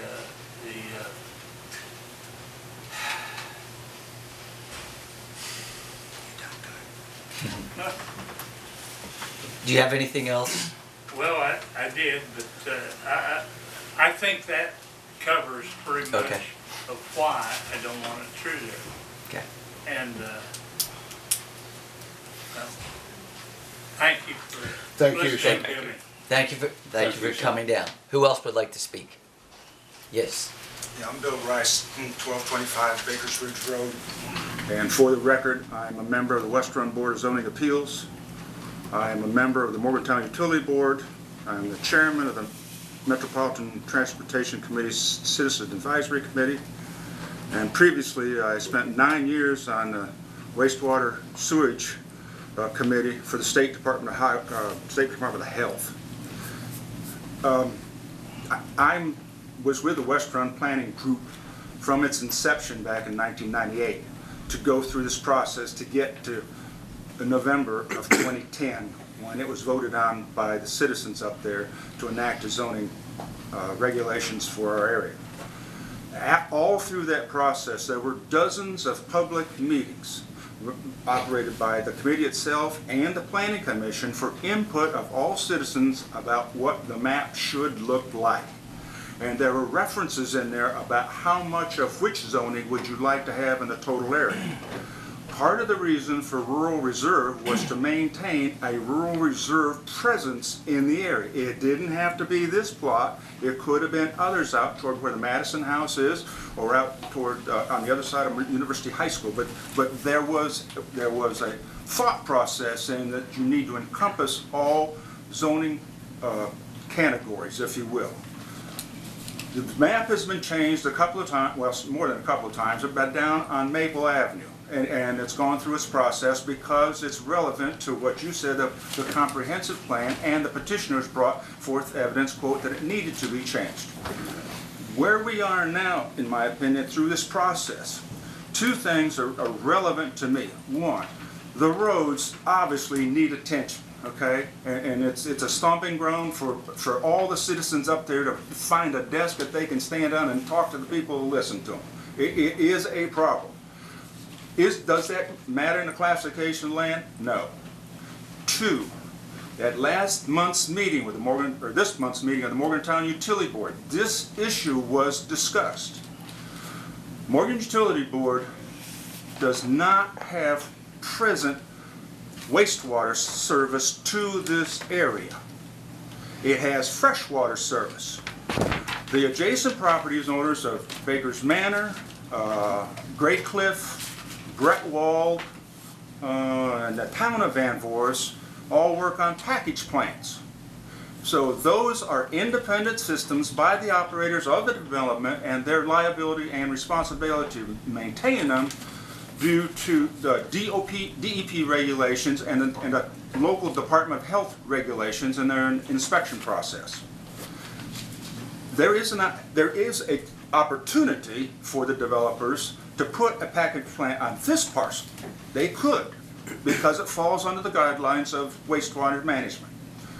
They have also options of where they would recommend, if you will, the developer has to do this, to bring MUB's obligation to the property, because MUB's position is we take no stance on land use classification, but we are obligated by law to provide utilities, much like gas, electricity, etc. So that in a nutshell is, in my opinion, separating the logistics as a part to what Mr. Bloom was saying, the actual classification. Now, I literally live across the street from this. And what Mr. Reddy was talking about, what the septic systems we have now, there are 5 of us up there who have what they call home aeration units. They're very small, about the size of that table. There's an aerator, and some of them have chlorine, some of them have the ultraviolet light in, but they do treat sewage to the specifications of the Department of Highway, or Department of Environmental Protection, because you're required to get a permit, and you have to renew your permit every 5 years. So in of this discussion, and through the West Run zoning process, Mr. Wood is correct, the County Commission is correct, that and Mr. Panico, there were mistakes made because this was the first time it went through this county. I am in favor of keeping the development going in the West Run area, up in our area, as the rural culture it's been for many years, contrary to the development that took place between Stewartstown Road and Easton School on West Run. I mean, that was the sore spot that turned all this thing around.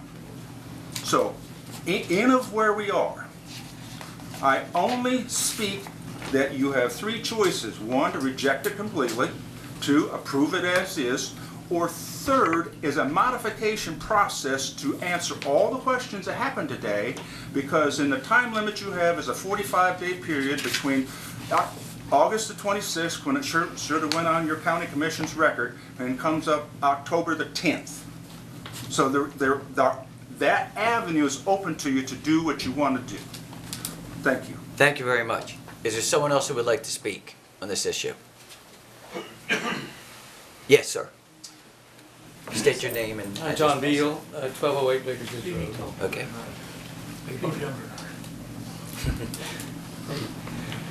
My property abuts the farm that's under discussion, the rural reserve. I've lived there for 37 years. I personally, I believe my neighbors as well, who have property along that line, value that field as a rural reserve because no one has addressed the aesthetics very well here, but it's beautiful. It's plain, it's simple, it's open, and it looks like a farm. And I think my property values would decrease if it were torn up, probably during the rest of my life, because of the construction that would come to that area if this rezoning were approved.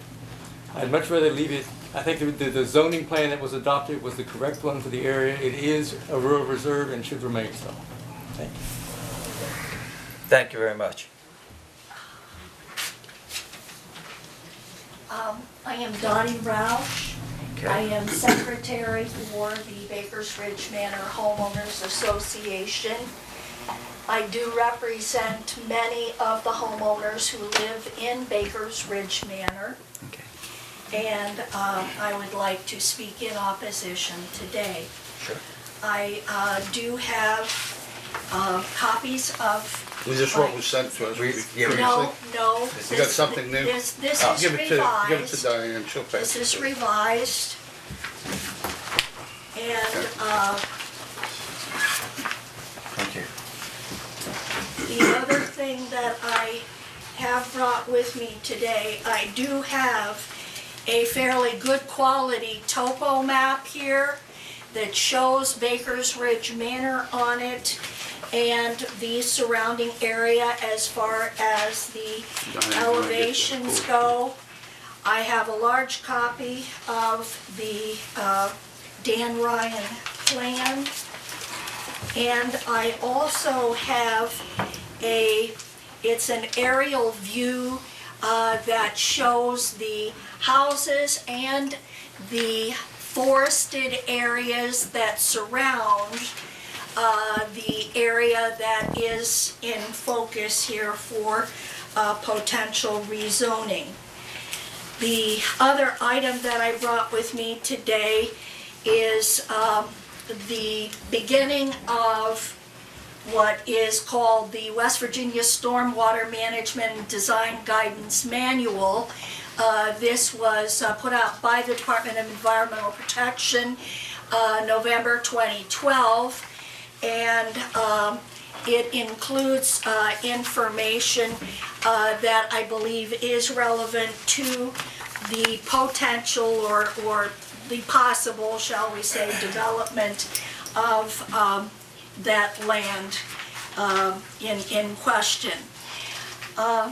In making my remarks today, I am focused on the guidelines that the County Commission had indicated that in order to amend, supplement, or modify the official zoning map, they can do it whenever public necessity, public health, safety, and general welfare required.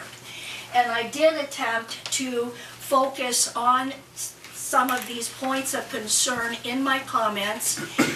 They are in addition to what I had made before at the public hearing on August the 12th, and a rework of some of what I had said at that time. I had an opportunity at a recent meeting to talk with Dawn Spencer, who is very active in Monongalia County in regard to planning issues. And as he and I were discussing things, he said to me, you know what the real need for housing is in this area? It is for one-story, universally designed, single-family housing for seniors, veterans, and others with mobility limitations. The housing needs to be affordable for the middle-income, upper-middle-income family. And I believe that we, out our way, so to speak, have seen enough developments with expensive multi-story, single-family, upscale houses. Any building on the 30 acres by Dan Ryan Builders would have a negative effect on the public health, safety, and welfare of the hundreds of people who already call Bakers Ridge Manor their home. My point number 2 focuses on what Matthew Powell had shared at the August 12th meeting in regard to what Dan Ryan Builders' intentions were. We have adequately highlighted that today with 50 acres being the point of focus for rezoning. They're planned to buy 30, and within that 30, they plan on using approximately 18 acres to put 40, and then I heard recently 45 lots. The remaining acres, he tried to assure us, would not be bought by them and would not be built on. However, there is no guarantee that this will indeed be the case, except the fact that there is the big electrical power transmission lines that run across the property, and that the storm runoff pond is located there, as well as several other residents.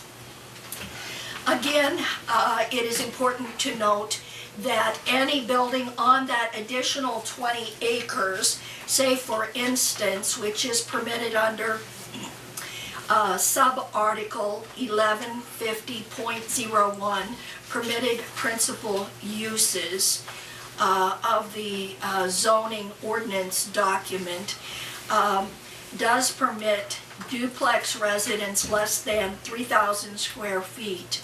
And there would potentially be the possibility of having some of those types of buildings included on or built on that remaining 20 acres. If any additional building is done there, it will negatively affect the public health, safety, and welfare, again, of the hundreds of people who call Bakers Ridge Manor their home.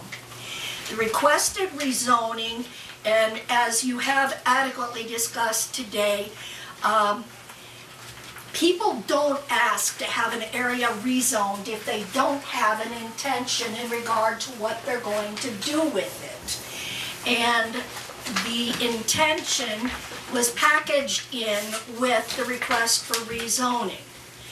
And if the land were rezoned to R2 and nobody had any immediate plans for building on it, that is a whole different situation than what we are dealing with now.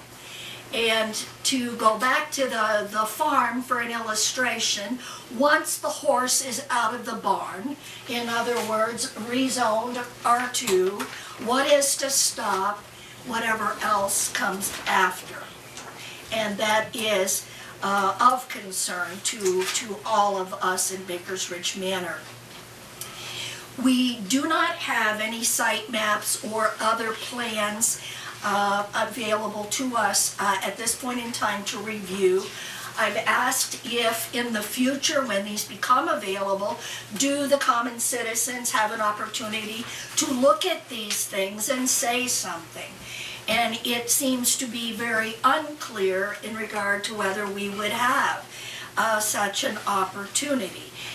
It seems like, you know, once the rezoning is done, then the adequate information is provided for acquiring a plat permit, and then things proceed. You're right, ma'am. From there. You're correct.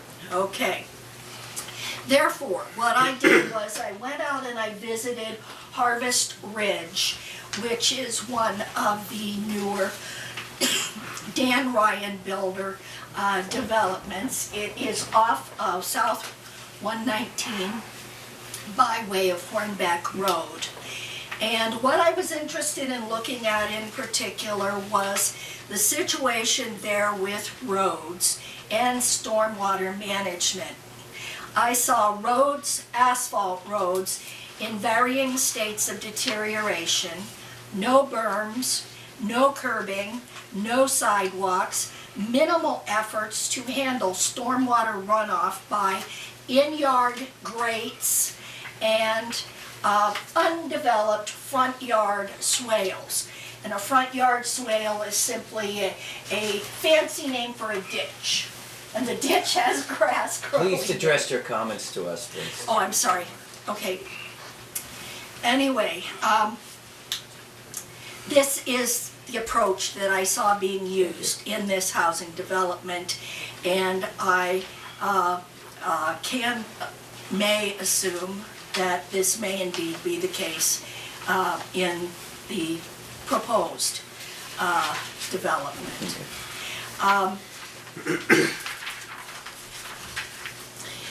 We are concerned about groundwater ponding and groundwater flows during and after construction, if construction is to occur on the land next door.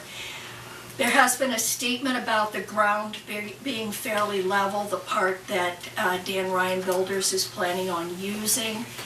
The highest point of the field is approximately 1,187 feet above sea level. It drops by approximately 20 feet to the front and the front is a fairly short distance in comparison to the back of the field, and down to Baker's Ridge Road. From the highest elevation, again, it drops about 140 feet along our boundary line between the manor and the field, ending at the area that is above Poplar Drive in the manor. And there is a very significant ravine there. It is wooded. If you take a look at one of the maps up there, you can see with all the trees and so forth. And you can also see how the elevation really drops off from the top of the hill, so to speak, in all directions. The fourth point of concern are the access roads. There would be a significant added traffic load during construction as well as after. We've got basically 4 access roads, but the one is of greatest concern to us is Baker's Ridge Road. The roads all were originally poorly constructed. They're overloaded by apartment students down in the West Run area, and they've been poorly repaired and maintained. Any additional traffic, especially in the form of heavy construction equipment, heavy building supply trucks, and concrete trucks will further accelerate the deterioration of our access roads, especially the most level and least congested road, Baker's Ridge, from Route 119 north to the manor.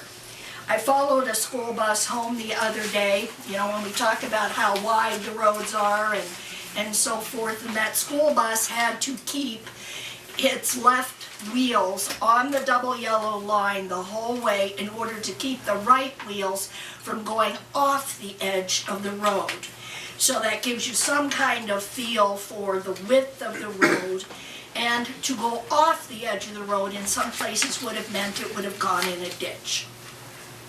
Point number 5, if this requested rezoning is approved, the overall general welfare and quality of life in Baker's Ridge Manor will be diminished in many ways. A few among them are excellent schools that serve our area will be put under an increased strain. They are close to or at capacity now. We will experience the loss of green space, which has been spoken to this morning. We will lose the rangeland for the deer that readily roam through our area, and we will lose the tranquility that is associated with a natural setting. The 7 major lots, the 7 manor lots adjacent immediately to the field, the Baker's field, would be impacted most significantly by lots 1, 2, 3, and 7, causing us in the manor to lose our privacy and lose value on our properties due to the proposed development. In conclusion, rezoning to permit the building of a housing development that lacks access to adequate infrastructure support may result in growing frustration, dissatisfaction, and anger focused on the county and the builder that created it. I thank you for your time. Thank you for your research. Thank you for your time. Is there anyone else who would like to speak against? Yes, sir. My name is Bill William.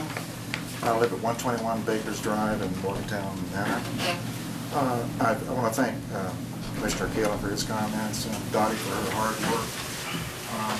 In addition to the other things that she's mentioned, if you end up approving this thing, I think it's only the beginning. The building permits, when they ultimately come up, you need to start assessing the builders, not just Dan Ryan, but all the others who are impacting this county, by imposing impact fees. And if you're not doing it, why aren't you doing it? That's Because we don't have countywide zoning. I can answer that question. Because you don't have countywide zoning, you gotta get to the legislature and allow us to, put on impact fees. Without countywide zoning, the statute says you cannot pass impact fees. Yeah. So, In 2006, didn't they give you that option? No. With the, No, the statute's very clear. I've researched it a number of times. Bill writes it, and I've talked about it numerous times. well, if it's not And, addressed, if you guys don't take some kind of action, whatever's We appropriate can't, with the sir, legislature. I'm trying to explain it to you, sir. All right. We got to get the legislature to change the statute. We can only do what the legislature empowers us to do. The legislature does not give us the authority unless the citizens of this county vote in countywide zoning. We have no authority to pass any impact fees. If you want to change that, and I'd urge you to do so, you need to talk to the legislature to change the statute. Okay, thank you. Okay, thank you for your comments. Is there anyone else who would like to speak? Well, I'm Kula Hartnett from 112 Acres Drive and Baker's Ridge Manor, and was a neighbor of Ira Baker and friend of the late Jeff Curtin and his wife here, Kathy. And I haven't met you, but I've heard of you, and I wish you well, because we love this property, and we want the best thing possible for it. I don't think this plan is the best thing possible, and I hope the road gets safer for us. When we first moved there, it was called an orphan road. No trucks were permitted on it. It bears the name of farmer Ira Baker, and I love the name of it, but it's not safe. I have a friend who witnessed a nearly fatal accident because two speeding motorists who couldn't see, visibility is very impaired because of the curvy layout of the road, nearly collided. And there was another woman in the winter time who was more cautious, but she's tried to try to avoid a huge pothole, and she slid off on the ice and fell in the ditch, and it was a very serious accident. So it's not safe. And by the way, I used to listen to the trucks sneak by at night because no trucks were allowed, because on this orphan road, I used to hear them at night because our bedroom faces Baker's Ridge Road. And I would love to see what happened on the other side where University High School was built. Wouldn't that be beautiful if we had that throughout Baker's Ridge Road? Where's the money coming from? I don't know. I hope that you get the money that you deserve for your property. And I hope that something good happens. Let's pray for a miracle. It is possible. In the spirit of your loving, kind husband and father, it may happen. That's all I've got to say. Thank you very much. Is there anyone else before I close it? I have a petition prepared with 265 comments, if I can present it to you, please. If you want to present it, that would be great. Okay. It's over 300 now. 300? Okay. But for clarification, many of them are not living in that area or from Morgantown, because I reviewed them.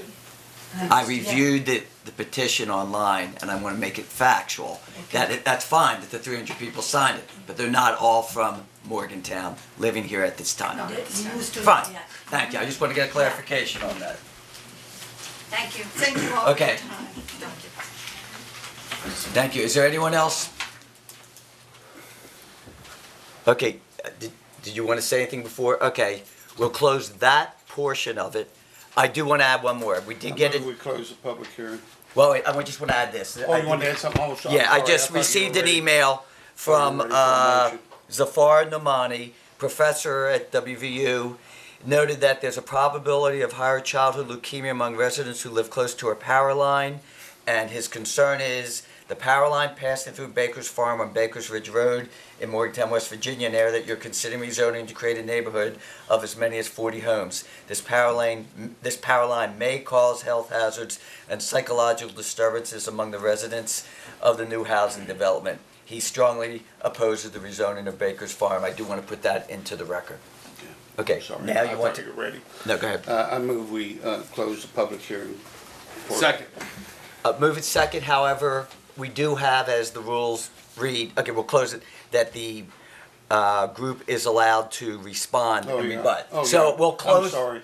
I'm So we sorry. can close that part of it, of the hearing. So I'll But move. the parties get to speak and the staff gets to speak again. Yes, If so they want we will to. close the public portion except Right, for those yeah. two. All those in favor say aye. Aye. Okay, that passes. Now, before the staff speaks, is there anything that you would like to rebut Yes. in clarifications? Yes. Going back to topic, the main focus should be, should this property, or does it meet the requirements to be rezoned in this area? And yes, it does. The adjacent zoning is compatible, and it's actually less density than what's allowable around the property. I have heard nothing from the opposition that would support their claim that it would be adverse to the health, safety, or welfare of the people. The only thing I have heard are claims that are not valid arguments against rezoning a property. I've heard it'll kill the aesthetics. This is somebody else's property that we're talking about. They bought in a community that before they bought was a farmland that was developed into a high-density residential neighborhood. Their neighborhood that they live in now is 150 plus homes. We're talking about 40 homes on 30 acres, one house per acre almost. I heard green space, lose range land for the deer, tranquility, natural setting. Those are not valid arguments to turn down a rezoning effort. The rezoning allows us to do low-impact development, utilize the space that's there, and try to work within the confines that we have, because your zoning ordinance doesn't allow us to develop what we want to do without mass grading the entire property. If we do this community here and the zoning is allowable, this has a lot of benefits for the entire area. Again, I think a lot of the arguments were supportive of what we're doing. Bring sewer to the area, take a lot of the offline systems off. It's possible they could hook up to public sewer, which is a huge benefit to most of Baker's Ridge Road. With the development we're doing, the little bit of traffic impact it'll be, there will be some roadway improvements that we'll have to do as part of a DOH entrance permit for a community. Regardless of what the homeowners think, it's going to drastically improve property values. New homes in that area and the price range we're talking about will bring property values up for older neighborhoods and around that area. And on top of the groundwater flow, the stormwater management and things of that nature, when their community was built and many of the communities around here, the DEP regulations were not in effect. We have to go through a site registration process. We have to go through NPDES permitting. We have to go through all permitting through DEP and to prevent any kind of runoff off the property. In fact, it'll be a more well-designed project than it was years ago when that community was built. In fact, there's no stormwater management pond on that property and on many of the other communities that are here that have been here for years.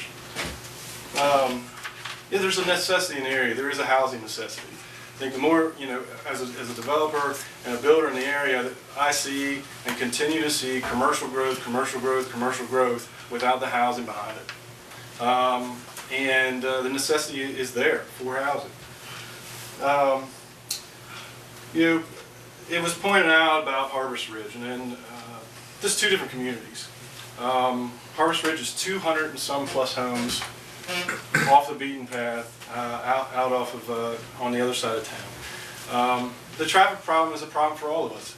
It hampers home sales as well, and it's something that we would get behind and push with the DOH. But it's not an issue that we can stop development or stop home building or stop commercial growth, because the road network is already there. We can help to try to improve that and work together to try to improve that, but to negate a development or negate a rezoning because the roadway is beat up and it's old from a lot of houses being on that roadway for years and years and years, when they just added a high school to the end of the roadway, which they added a passing that apparently uses the roadway to get down with the school buses. You've got, I don't know how many acres of commercial zoning on the end that's going to use that roadway eventually. A small parcel of 30 acres creating 40 homes on larger lots is certainly not going to make the impact of what's out there. And in fact, I think it brings a lot more to the table than what they're looking at. Does it, again, green space, tranquility, things of that nature, that's hard to say. I mean, I realize that your community is there, but it shouldn't negate the rights of the property owner to develop his property. And in fact, the whole question to me is, why was a single homeowner zoned two different zones of his own property? I mean, if your property was zoned and you owned property in that area and you were zoned two different zones and you didn't, what was the reasoning? At the very least, it should have been an R1 zoning, at the very least. So again, as several people pointed out, it was a map, they picked areas out and just said, there's nothing here, I'm going to make a rural reserve. That doesn't make it right. So that's our argument on that. Mr. Baker, I'll allow you, since it's your property. Is there anything else you want to finalize? Well, one of the things that I've seen on Baker's Ridge Road is the school at the end of the road. When they built the school, they said there was going to not be any traffic across Baker's Ridge Road, increase in traffic across Baker's Ridge Road. And what I see in driving there, out there, we bought a house down in Pennsylvania that we're trying to rehab, and so I go down that road almost every morning. And I see a tremendous amount of traffic coming out of the school. People dropping their kids off, and there's also a shortcut for the hospitals, there's a shortcut for NIOSH, and Shortcut to Point Marion. yeah, shortcut to Pennsylvania. away from that traffic. Pennsylvania's coming into work in West Virginia. Yes. Yeah. Okay. Is there anything the staff wants to report, or No. is it? Typically, we'll answer any questions you Okay. have, but that's, we give our comments at the beginning.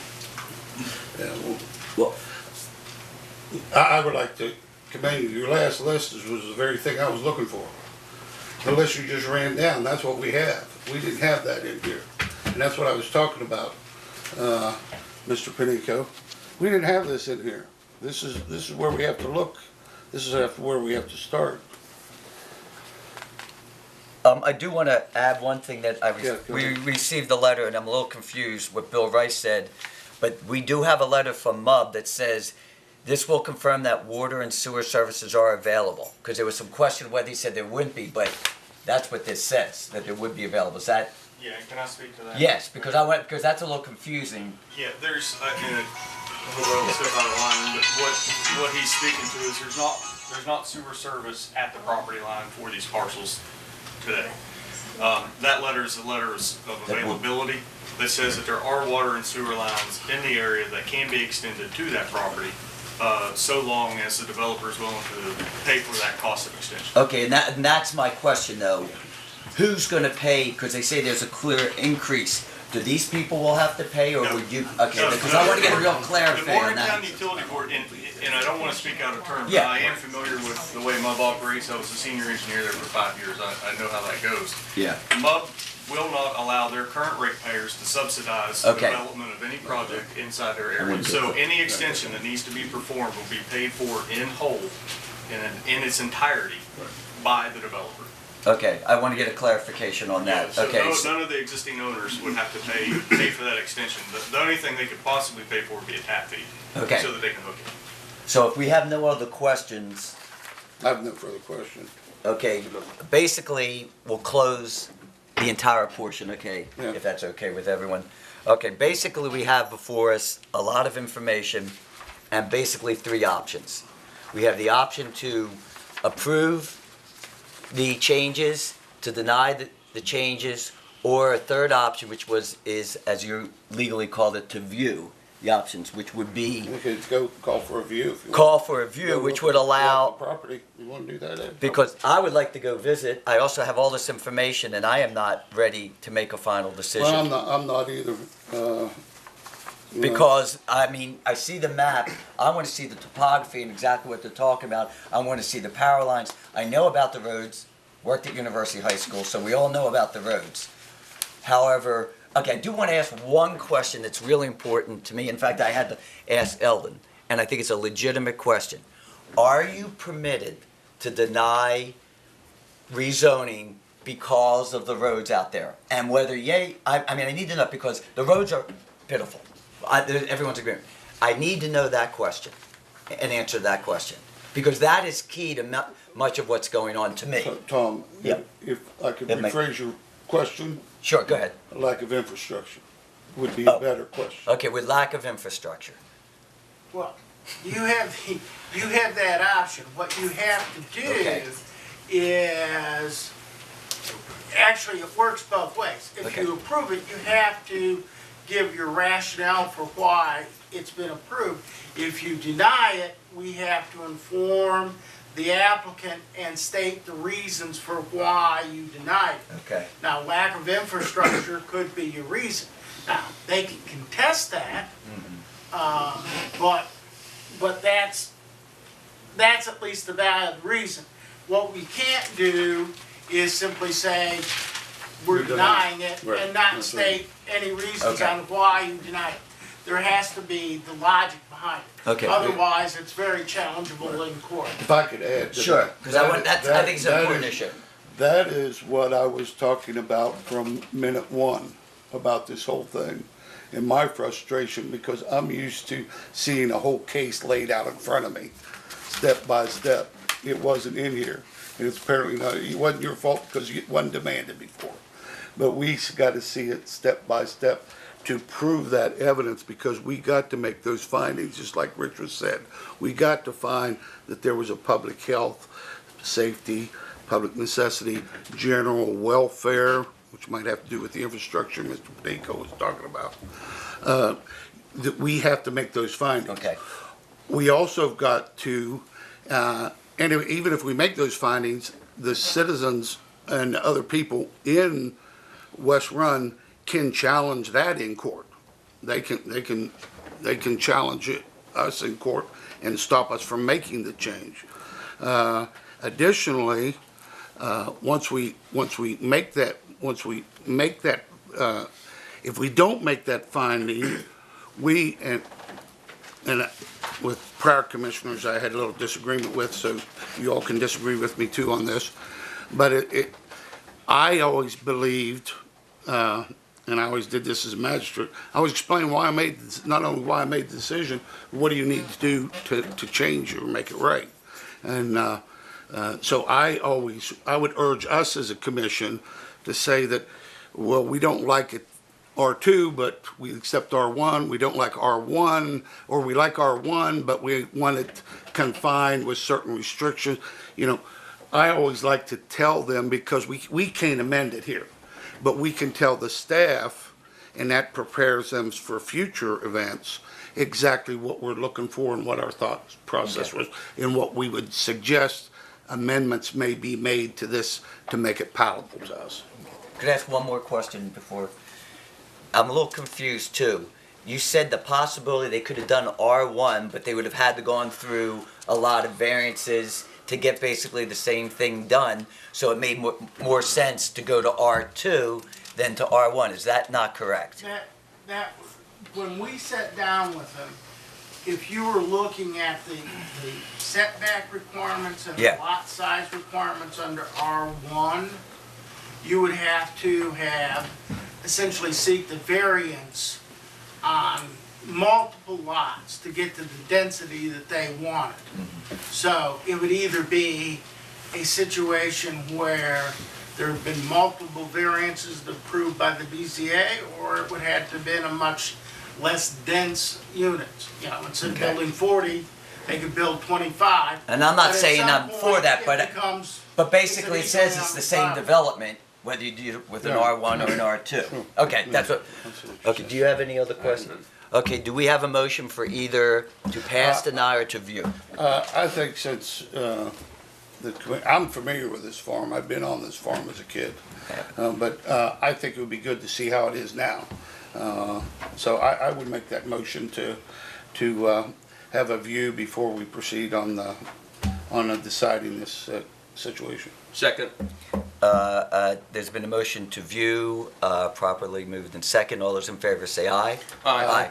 Okay, we have been told we have till October 11th, so that means that we would have to come back. We have 3 weeks, and I don't think we can do it in the first week. So either we would announce, and we don't know yet, the September 30th or the October 7th meeting.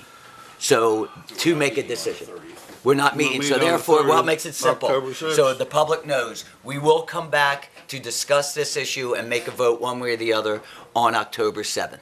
And that's with, Or 7th. 7th, Which the one is it? Wednesday, which is in the Oh, that's the right. timeline. Yes. Okay, so we're all, Good. so we're in agreement That's with good. that. Yeah, Okay, that's good. so let's, Well, let me ask this procedural question. Sure. Where'd Mr. Baker go? No, there. Would it be all right for us to arrange with you, and I'm sorry, I forgot your name, sir? Matt. Yeah. Arrange with the two of you for us to tour the property? And in viewing the property, I'd like to see your property.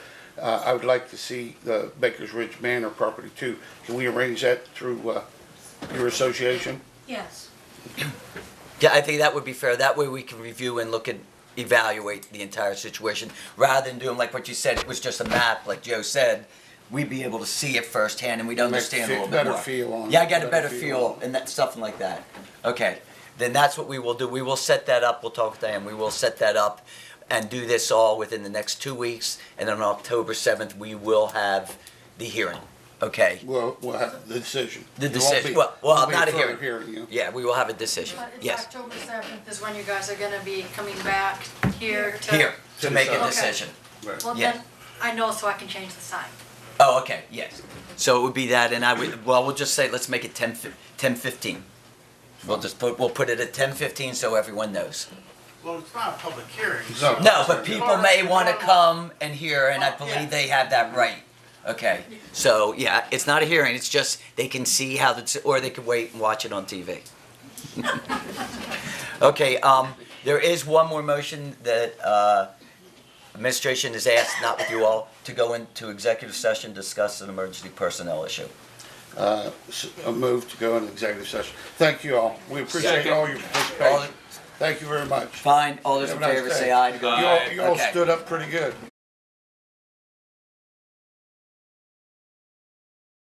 Okay, do I have a motion to go out of executive session?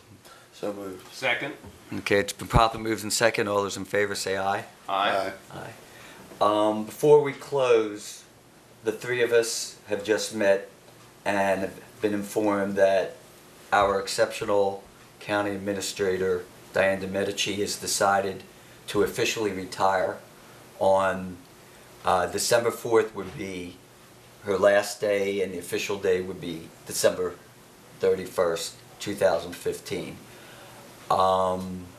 We will advertise the position, but I think the three of us right now are just quite in shock, very glad for her, because we know what it's like, some of us, to retire and move on. What you have done for this county and for this community cannot be put in words, and on behalf, and I'll let the other two speak, but on behalf of the commission, I'm a loss of words, which is very, very rare. But I will miss you, and I hope you will still be there for us for advice. So I'll be quiet at this time. Did you want to say anything? I'm going to reserve my comments to later on. Right now, I'm just extremely happy that you've decided a decision you've been working on for 5 years. And you're happy about it. So I know I haven't cried about anything here, but I'm close to tears, so I'm going to shut up right now. I wish you well. As I said jokingly, I hope that it's not said that I was the last straw that caused you to retire. But I know what it is. It is a great joy, trust me, to move on to another position, okay, in your life. I will miss you. Do I have a motion to close? Move to adjourn. Sure. Second. Been properly moved in second. All those in favor say aye. Aye. Aye. Thank you. We are adjourned.